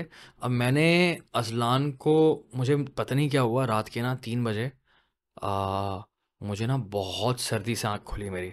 मैं सर्दी से काँप रहा था। कंबोडिया में जो है वो ट्रॉपिकल वेदर होता है, तो एक तरह से गर्मी होती है, तो मैंने एसी बंद किया था, उसके बाद भी ना मैं काँप रहा था। मुझे नहीं पता था क्या हुआ था। There must be something wrong. मेरा एक्सपीरियंस है, तो मुझे अंदाज़ा था कि कुछ ना कुछ प्रॉब्लम है इस जगह पे, देयर इज़ समथिंग रॉन्ग। मैंने अज़लान को बुलाया, अज़लान जो कि हमारे एक्सपर्ट हैं इस काम में, ख़वातीन हज़रात पहले ही बता रहा हूँ, अज़लान शाह इस काम में एक्सपर्ट है, घोस्ट हंटर और एनिमल रेस्क्यूअर, या फिर इसका ये कह सकते हैं, नहीं एनिमल नहीं, अभी तो ये दूसरी कैटेगरी चल रही है, घोस्ट वाली कैटेगरी है। अज़लान शाह का जो रेक्टर स्केल है ना, जो दलदले में इनका जिन्नात का, इनके पास एक रेक्टर स्केल है, बड़ा सख्त है, सॉलिड है, ये पकड़ लेते हैं। ये आते मेरे कमरे में और उन्होंने मुझे रेस्क्यू किया। ये आ गया रेस्क्यू, क्योंकि शुरू आपने किया था ना किंग वाला, दिया था ना, हाँ दिया था ना, तो वो वाले मोड में आ गया। नहीं सीरियस ही हूँ मैं। सो अज़लान शाह ने बोला कि भाई क्या हुआ। मैंने बोला यार अज़लान मुझे नहीं पता, तो भाई एक काम कर, तो मेरे साथ ही सो जा, चल सीन है। तो अजलान मेरे साथ बैठा हुआ और उसके बाद इसने उल्टे हाथ पर देखा मेरे बैग को, ठीक है। और उसके बाद मैंने अजलान को देखा और अजलान मेरे बैग को बहुत गौर से देख रहा था, घूर के देख रहा था। और इसने ना आज तक मुझे बताया नहीं कि इसने देखा क्या था, बट द पॉइंट इज जैसे ही मैंने अजलान को देखा और उसको देखा कि ये बैग को देख रहा है, और बैग गिर गया। और अजलान शाह की शक्ल जो है वो थोड़ी अजीब सी थी कि अजलान ने कुछ देख लिया था। मैंने बोला क्या हुआ? कह रहे कुछ नहीं है, जो भी था चला गया। और मैं उस वक्त जो मेरी सर्दी थी, जो कपकपी थी, जो मेरी तबीयत अजीब सी हो रही थी या फिर कंधे भारी हो रहे थे, वो मैं नॉर्मल हो गया। एंड आई वाज लाइक कि okay there was something wrong. फिर अल्हम्दुलिल्लाह हमारा एक फार्मूला है, मैजिक फार्मूला, 4 बार आयतुल कुर्सी पढ़ने वाला। बिल्कुल। दुनिया की हर ताकत जो है उससे हम बाहर आ जाते हैं, उस चीज़ से, हर नेगेटिव चीज़ से बचा लेती है अल्हम्दुलिल्लाह। सो वो मैंने पढ़ा तो मुझे तबीयत मेरी ठीक हुई, लेकिन वो चीज़ थोड़ी सी स्कैरी थी। वो चीज़ वाकई बहुत स्कैरी थी। मतलब कुछ भी हो सकता है। लिटरली ये सीन था जो मैं कमरे में आया, बुखार में तप रहा है ना, ठंड लग रही है, और ये यार मेरी तबीयत बहुत खराब हो रही है, लिटरली तो ये वाली हालत थी। हाँ, और and I was Daniyal, scared of something I don't know. और I was एक very बैग scared. मैं देख रहा हूँ साइड में रखा हुआ है, ये भी नहीं कि मतलब कि कोई ऐसा हो कि भाई कि हाँ ये गिर जाएगा, वो काफी देर से वो एक बैग, इसके बैग स्टिफ रखा हुआ है, एक चीज, बैग को देख रहा हूँ देख रहा हूँ देख रहा हूँ, ठक करके बैग गिरा। तो क्या देखा था तूने बैग के ऊपर, वो क्या था? सर छोड़े जो भी था, लेकिन बात हमारी ये आती है कि चाहे कंबोडिया हो, चाहे पाकिस्तान हो, या दुनिया का कोई भी मुल्क हो, ये एंटिटीज होती हैं, एग्जिस्ट करती हैं। जिस जगह पे गंदगी होती है या गंद बला होती है या जो ज़्यादा यूज़ नहीं होती है, या उस जगह पे कोई रह नहीं रहा होता, तो यहाँ पे जाके बसेरा कर लेते हैं, चाहे वो छोटी खिड़कियाँ क्यों ना हो, ढक्कन ही क्यों ना हो, कहीं भी फिट हो जाती है, ठीक है। तो ऐसा तो नहीं कि जो गंदी जगह है वहां पर गंदी एनर्जीज होती हैं, और जो साफ जगह है वहाँ पर साफ एनर्जीज होती हैं, ऐसे ही होता है ना? ऐसा ही है, ऐसा ही है, जहाँ अच्छी अच्छी एनर्जी होती है वो आपको जी तहज्जुद में भी उठाएगी, आपको फजर में भी उठाएगी, एंड अलार्म है क्या? अलार्म है, नमाज के टाइम पे आपको बोले चलो बेटा नमाज पढ़ लो, ठीक है। जो गंदी चीज़ें होंगी वो ऑफ कोर्स आपको क्या कहते हैं, तबीयत ख़राब होगी, थॉट्स अजीब से ओ आएंगे। यार, सो ये मेंटल हेल्थ मैंने बहुत बार नोटिस किया है, इन चीज़ों का आपकी फिजिकल हेल्थ से भी ताल्लुक़ होता है। बट हमने पॉडकास्ट में बड़ी जिम्मेदारी से बात की थी कि अगर आपके सर में दर्द हो रहा है और कंटिन्यूस आपके साथ मसला है, you should go to doctor. पहले डॉक्टर के पास जाएं। स्पिरिचुअलिटी जो है ना, उस पर मेरा पूरा बिलीव है, लेकिन फिजिकल हेल्थ, स्पिरिचुअल हेल्थ दोनों को साथ लेके चलना बहुत ज़रूरी है। ऐसा नहीं कि आप बाबाओं के चक्कर में लगे रहेंगे तो फिर आपका माइंडसेट वही बन जाएगा कि एग्जैक्टली, बाबा ही ठीक करेंगे। नहीं, ऐसा कुछ नहीं होता। पहले आप एंड देन डॉक्टर के बाबा पास बाबा जाए। भी कुछ नहीं होते। हम लोग तो पॉडकास्ट में इसी वजह से डिस्कशन कर रहे होते हैं कि आप अपना इलाज खुद करें, ठीक है, अपने आप को इन चीज़ों से खुद बचाएं। बिल्कुल। आप कुछ चीज़ें अपनी ज़िंदगी में रखेंगे कंटिन्यूसली तो बहुत ही मुश्किल है कोई चीज़ आपको तंग करे। अभी भी हम लोग जो हैं एक तरह से मुझे होती है थोड़ी बहुत ना, मतलब बीच में एक सीन हो गया था घर के अंदर भी ना, ओके। 1-2 मरतबा। अभी लास्ट मतलब 2 साल पुरानी बात बताता हूँ। हम लोग ऊपर थे तो अनस जो है ऊपर जिम वाले कमरा जो है ना मेरा, वहाँ पर जो है ना ट्रेडमिल जा रखी है। ट्रेडमिल जो रखी हुई है। सो अनस था ऊपर, तो अनस, मैं नीचे खड़ा हुआ था फ्लोर पे। अनस को मैंने बोला अनस ये लाइट बंद कर आना। जब लाइटें बंद कर तब आया वो, तो वो थोड़ी देर में उतरा। सो मैंने बोला पता नहीं क्या सीन हो गया। मैं जब देखा उसको तो वो आया, उसने बोला कि अदान भाई एक सीन हो गया। मैंने बोला क्या हुआ? कह रहा है यार जैसे ही मैंने जिम का वो दरवाज़ा बंद किया ना, जैसे ही मैंने दरवाज़ा पूरी कुंडी लगाई तो फिर मुझे अंदर से जो है ना वो ट्रेडमिल के खुलने की आवाज़ आई, और फिर ट्रेडमिल के चलने की आवाज़ आने लगी, और ट्रेडमिल चलने लगी, और दाना भाई 2 मिनट तक चलती चलती रही। तो मैंने सोचा भी मैं जाऊं और देखूं, लेकिन मुझ में इतनी हिम्मत नहीं थी कि खोल कर मैं देखूं कि व्हाट्स गोइंग ऑन इनसाइड, कौन आ गया है।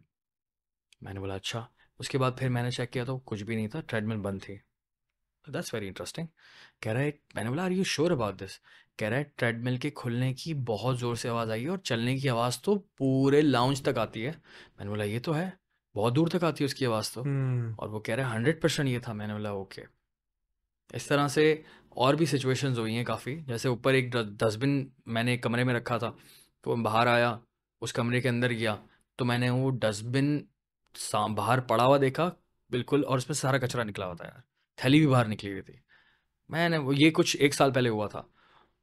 तो ये चीज़ें पता चल जाती है। अच्छा, इस तरह का कोई ना कोई सिचुएशन है तो फ़ौरन आपको ना अपनी कुछ चीज़ें पढ़नी पड़ती हैं कंटिन्यूसली ना, तो फिर चिल सीन हो जाता है। वजू में रहे बंदा, जिक्र करता है, बिल्कुल कुर्सी कुछ पर चीज़ें हैं, लेकिन खुदा ना खास्ता किसी को कुछ दिख जाता है ना, जो कि तुम्हें या पता है बंदा पोजेस्ड हो जाता है। पोजेशन वाला तो मामला ही बहुत बुरा है यार अजलान। वो तो फिर वर्स्ट है ना यार। पोजेशन में तो तुम्हें पता है एक हमने खातून आई थी यहाँ पे, सॉरी तेरी मैं बात काट रहा हूँ, एक खातून आई थी एंड वो पोजेस्ड हुई थी।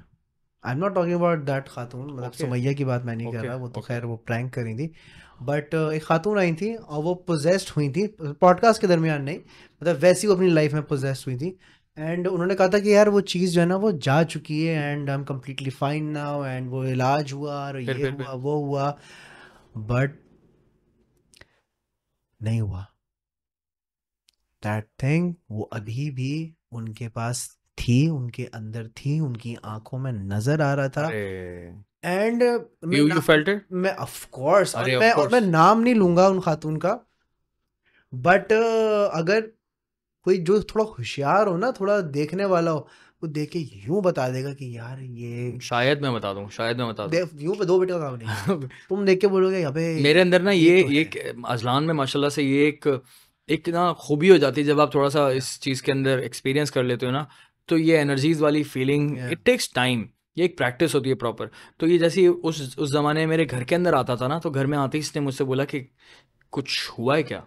मैंने फिर इसको फ़ौरन बताया उसी वक्त, तो इसकी और इतनी इसकी हमारी कोई अंडरस्टैंडिंग डिस्कशन नहीं हुई थी, वो तो कभी कभी भी नहीं पता ही नहीं था, वो और तो आती है अचानक से मैं तुम्हें बोला था कि कुछ हाँ कुछ प्रॉब्लम है। कुछ प्रॉब्लम है। तुमने बोला दानियल कोई प्रॉब्लम है क्या, क्या मसला है घर में, क्या हो रहा है घर में, मुझे कुछ फील हो रहा है। अरे भाई वो जो तुमने बताया था ना, वो उसने बड़ा काम किया था। फ़ौरन हमने जो है ना उसके ऊपर, क्योंकि मुझे और ऑथेंटिसिटी मिल गई। Okay so there is something there is something wrong. इसी तरह से जो तुम बता रहे हो ना, ये तुम्हारा इट्स अ गिफ्ट के नज़र खुलना या फिर फील करना चीज़ों को, लेकिन फिजिकली बैठकर देखना ये भी आपको फिर एक्सपीरियंस के बाद पता चल जाता है। अगर मेरे सामने इस तरह की कोई बंदा बैठेगा तो मैं काफ़ी हद तक ना बता दूंगा कि एक्सपीरियंस हो जाता है बंदे को, प्रॉब्लम तो है। कि इतना जब बंदे पे साथ होता है या बंदा देख रहा आंखें होता है आंखें ना, आंखें आंखें आप पकड़ लेते हो कि यार आंखें ये सबसे खतरनाक आंखें होती हैं। कि झोल है यहाँ पे जो है ना, कुछ थोड़ा सा ऑफ हुआ बस। आंखें, वो नज़रें, वो आंखें बहुत डिफरेंट होती हैं। या हाँ वो बड़ी डिफरेंट होती हैं। It's very interesting topic. It is. It's a very interesting topic या Daniyal Shaikh, thank you so much आप आए। बस। अरे हम लोगों ने बहुत बातें की हैं माशाल्लाह से। यार हम 2 घंटे और भी वी बैठ कैन के गो बात and on and on man. हाँ हम लोग तो वैसे ही अबे हम वैसे ही कॉल पे 2-2 3-3 घंटे बातें कर रहे हैं कल अजलान। परसों कॉल करी है, कितनी देर बात की हमने? 2 घंटे 2 मिनट। 2 घंटे 2 मिनट फोन पे बात वेरी करी है नाइस। हमारी। सही है यार Daniyal, Daniyal thank you so much तुम्हें यार, कसम से यार तुम आए मुझे बहुत अच्छा लगा। अजलान शाह वेरी नाइस यार। बड़ा अच्छे पॉडकास्ट कर रहे हो यार। Thank you really very much Azlan Shah बुलाने के लिए। थैंक यू सो मच आप आए। एज वेल माशाल्लाह से। और बस जबरदस्त लेके चलो इसको नहीं यार। सर बहुत बहुत अब शुक्रिया। मुझे ये नीच बहुत पसंद है, हैं? जादू वाली, जादू भूत वाली। भूत वाली। हाँ नहीं, साउथ एशिया में हमारी चलती है और हमारा है, लेकिन इसके अंदर भी थोड़ा रिस्पॉन्सिबिलिटी के साथ तो काम किया जा सकता है, जो कि तुम कर रहे हो और हम कर रहे हैं। Awareness, keep awaring people dude, कि बाबाओं के चक्कर से तो निकलना पड़ेगा। पैसों वैसों का कोई सीन नहीं कोई होता। सीन नहीं है भाई। इसके अंदर भी ना हम प्लान बनाना जरूरी है कि ये विजन है, ठीक है। आर्टनरी बनती है सर पूरी। नहीं, हमें प्लान बनाना जरूरी है कि ये विजन है हमारा, हाँ। कि हम ये चीज प्रमोट नहीं करेंगे नहीं करेंगे। और ये नहीं करना चाहिए, उसके खिलाफ जाना चाहिए। बाबाओं के ये चुंगल से निकलो, बाहर आओ। ये सारे ड्रामे, शलवार वाले बाबा, थूक वाले बाबा, अबे पत्थर अबे एक से बढ़कर एक बाहर कैरेक्टर है। ये जो लिखा होता है जुनैद बंगाली, ये क्या होता है अजलान? कॉल किए कभी नंबर पे? नहीं सर, एक साहब ने मुझसे रब्ता किया and he was from Bangladesh I believe, but Pakistan में थे वो, और उन्होंने वॉइस नोट्स भेजे कि हमें जो है ना, उन्होंने अपनी एक्सेंट में कहा कि हमें इनकी पॉडकास्ट में आना है, मैं बात करनी है, और मैं जो हूँ हाजिरी भी करके दिखाऊंगा, मैं ये भी करूँगा वो भी करूँगा। प्रॉब्लम पता है क्या है, उनको मैंने कटाया है, और उनको ना बुलाने का मकसद ये, हमारी बहुत सारी मासूम ऑडियंस है, वो ना बिलीव कर लेगी। हमें इन हजरत साहब का नंबर दे दो। मेरे सामने एक देखा शख्स है? आया था, अंगूठा लगा के वो यूं यूं कर रहा था, वो क्लियरली नजर आ रहा था कि यार ये ढोंगी है बाबा। हाँ उनके बारे में को 1000 से ज्यादा मैसेजेस और कमेंट्स हुए कि हमें इनका नंबर चाहिए। From Goa, from Vietnam, India में बहुत बड़ी एक और कौन सी वो सिटी थी, हिमाचल कोई जगह है वहाँ पे, Himachal Pradesh, I don't know, वहाँ से हम फलानी जगह से, यहाँ से हम इन सब का नंबर चाहिए, हमारा नंबर प्लीज। तो मसला ये, ऐसे शख्स को बिठा के मैं उसका पॉडकास्ट तो कर सकता हूँ, बट हमारी बहुत सारी आवाम ऐसी है वो कहेगी कि यार नहीं, इसके साथ पॉडकास्ट नहीं करो, बल्कि अच्छे लोगों के साथ करो। अच्छे लोग सर, अब देखो जावेद साहब जो है, आई थिंक जावेद साहब के साथ मैं एक और फॉलो पॉडकास्ट करूंगा, तुम्हें भी लाजमी, प्लीज आई विल। पूरी सीरीज लेके चलनी चाहिए, because the way he speaks it's so nice. ऐसे लोगों को हमें ना बड़ा पॉपुलर करना होगा ताकि ये कल्चर। जावेद शाजली साहब मेरी पॉडकास्ट में आते हैं, और आप जावेद शाजली साहब को मैंने ही इनसे इंट्रोड्यूस कराया था, और जिस टाइम करवाया था ना अजलान, वो तो भाई मैं और सारे घर वाले तुम्हें दुआ देते हैं भाई इस बात की। हमने बहुत अच्छा काम किया था, बड़े सही टाइम पे सही काम हो गया था, और अल्हम्दुलिल्लाह। सी इस टॉपिक की ना डिटेल में जब हम जाते हैं ना अजलान, तो बहुत खतरनाक डिटेल्स हैं, जो लोग समझने वाले ना वो समझते हैं। और वो डॉक्टर के सामने आप जाओगे ना, तो आपका एक्सरे करेगा, आपका MRI करेगा और निकाल के दिखा देगा कि यार ये प्रॉब्लम है आपके साथ, ठीक है। इस मसले में आप कैसे देखोगे, किसके पास जाओगे, मारूं मैं, किस तरह इलाज करूं, इस कितना पैसा खर्च करूं, कैसे करूं, और कैसे ये बीमारी सही कैसे होगी, या उसमें आपको कहीं ना कहीं यही वजह है कि ढोंगी बाबा और 2 नंबरियों में बेचारे लोग चले जाते हैं मासूम, क्योंकि उनके पास ऑप्शन नहीं होता। एग्जैक्टली, क्योंकि डॉक्टर के पास चले गए, हॉस्पिटल चले गए, सारे टेस्ट हो गए, सारी दवाइयां खा ली, कहानी वही की हुई है। साइकियाट्रिस्ट के पास भी चले गए, एग्जैक्ट, साइकियाट्रिस्ट के पास भी लोग जाते हैं, लोग लाखों रुपए खर्च कर देते हैं। साइकियाट्रिस्ट वाला मेरा एक्सपीरियंस रहा है, लेकिन अगेन 90% केसेस या 80% cases according to Javed Shazli साहब डॉक्टर के होते हैं। तो आप साइकियाट्रिस्ट के पास जाएं, सारे काम करें अगेन, लेकिन अगर नहीं होता तो साथ में ना, अपने साथ में इसको भी लेकर चलना है, एक बार चेक करवा लिया करें या फिर खुद कर लिया करें, सिंपल है, खुद करें। और सबसे बेस्ट बात बताऊं, बहुत तरीके हैं, पैसे नहीं लेता बंदा। हाँ, वो बंदा पैसे नहीं लेता, ऐसे अच्छे लोग पैसे नहीं लेते, अच्छे लोग पैसे नहीं लेते, बिल्कुल, वरना लोग तो ऐसे मुझे तो ऐसे लोग मिले कि इतने लाख रुपए दे दो, 50,000 रुपए दे दो, तुम पे ये मसला, 50,000 शाउट आउट दे दो, शाउट आउट के 50,000 हम आपका ना जिन्नात से शाउट आउट करवा देंगे। शेर पे जिन चढ़ गया है, करना चाहिए तुम्हें, शेर पे जिन चढ़ गया है, और हाँ, शेर पे जिन चढ़ गया है, हाजिरी उतारनी है, जरा बाबा आ जाओ, और शेर ने खा लिया बाबा को। क्या कंटेंट है अजलान शाह, और शेर सारे 2 नंबर ढोंगी बाबा को खा गया। इस तरह का तुम्हें करना चाहिए, है ना, ये मुहिम करनी और चलानी चाहिए मुझे, सारे बाबा गायब। वेरी नाइस यार, अस्तगफुरुल्लाह, हमारी बातें जो है थोड़ी नॉन सीरियस हो गई, उसके लिए माजरत चाहते हैं। Thank you so much for coming ladies and gentleman. अगर अभी तक आप देख रहे हैं तो यार बहुत बहुत शुक्रिया, बहुत देर तक तुम लोग देख रहे हो, बड़ी बात है। इसका मतलब अजलान शाह से मोहब्बत है तुम्हारी। सो अजलान शाह इंसान बहुत अच्छा है, बहुत अच्छा इंसान है। I love him, I love Azlan Shah. I love you too. जज़ाकल्लाह। जज़ाकल्लाह। ख्याल रखिएगा। पाकिस्तान जिंदाबाद। अल्लाह हाफ़िज़।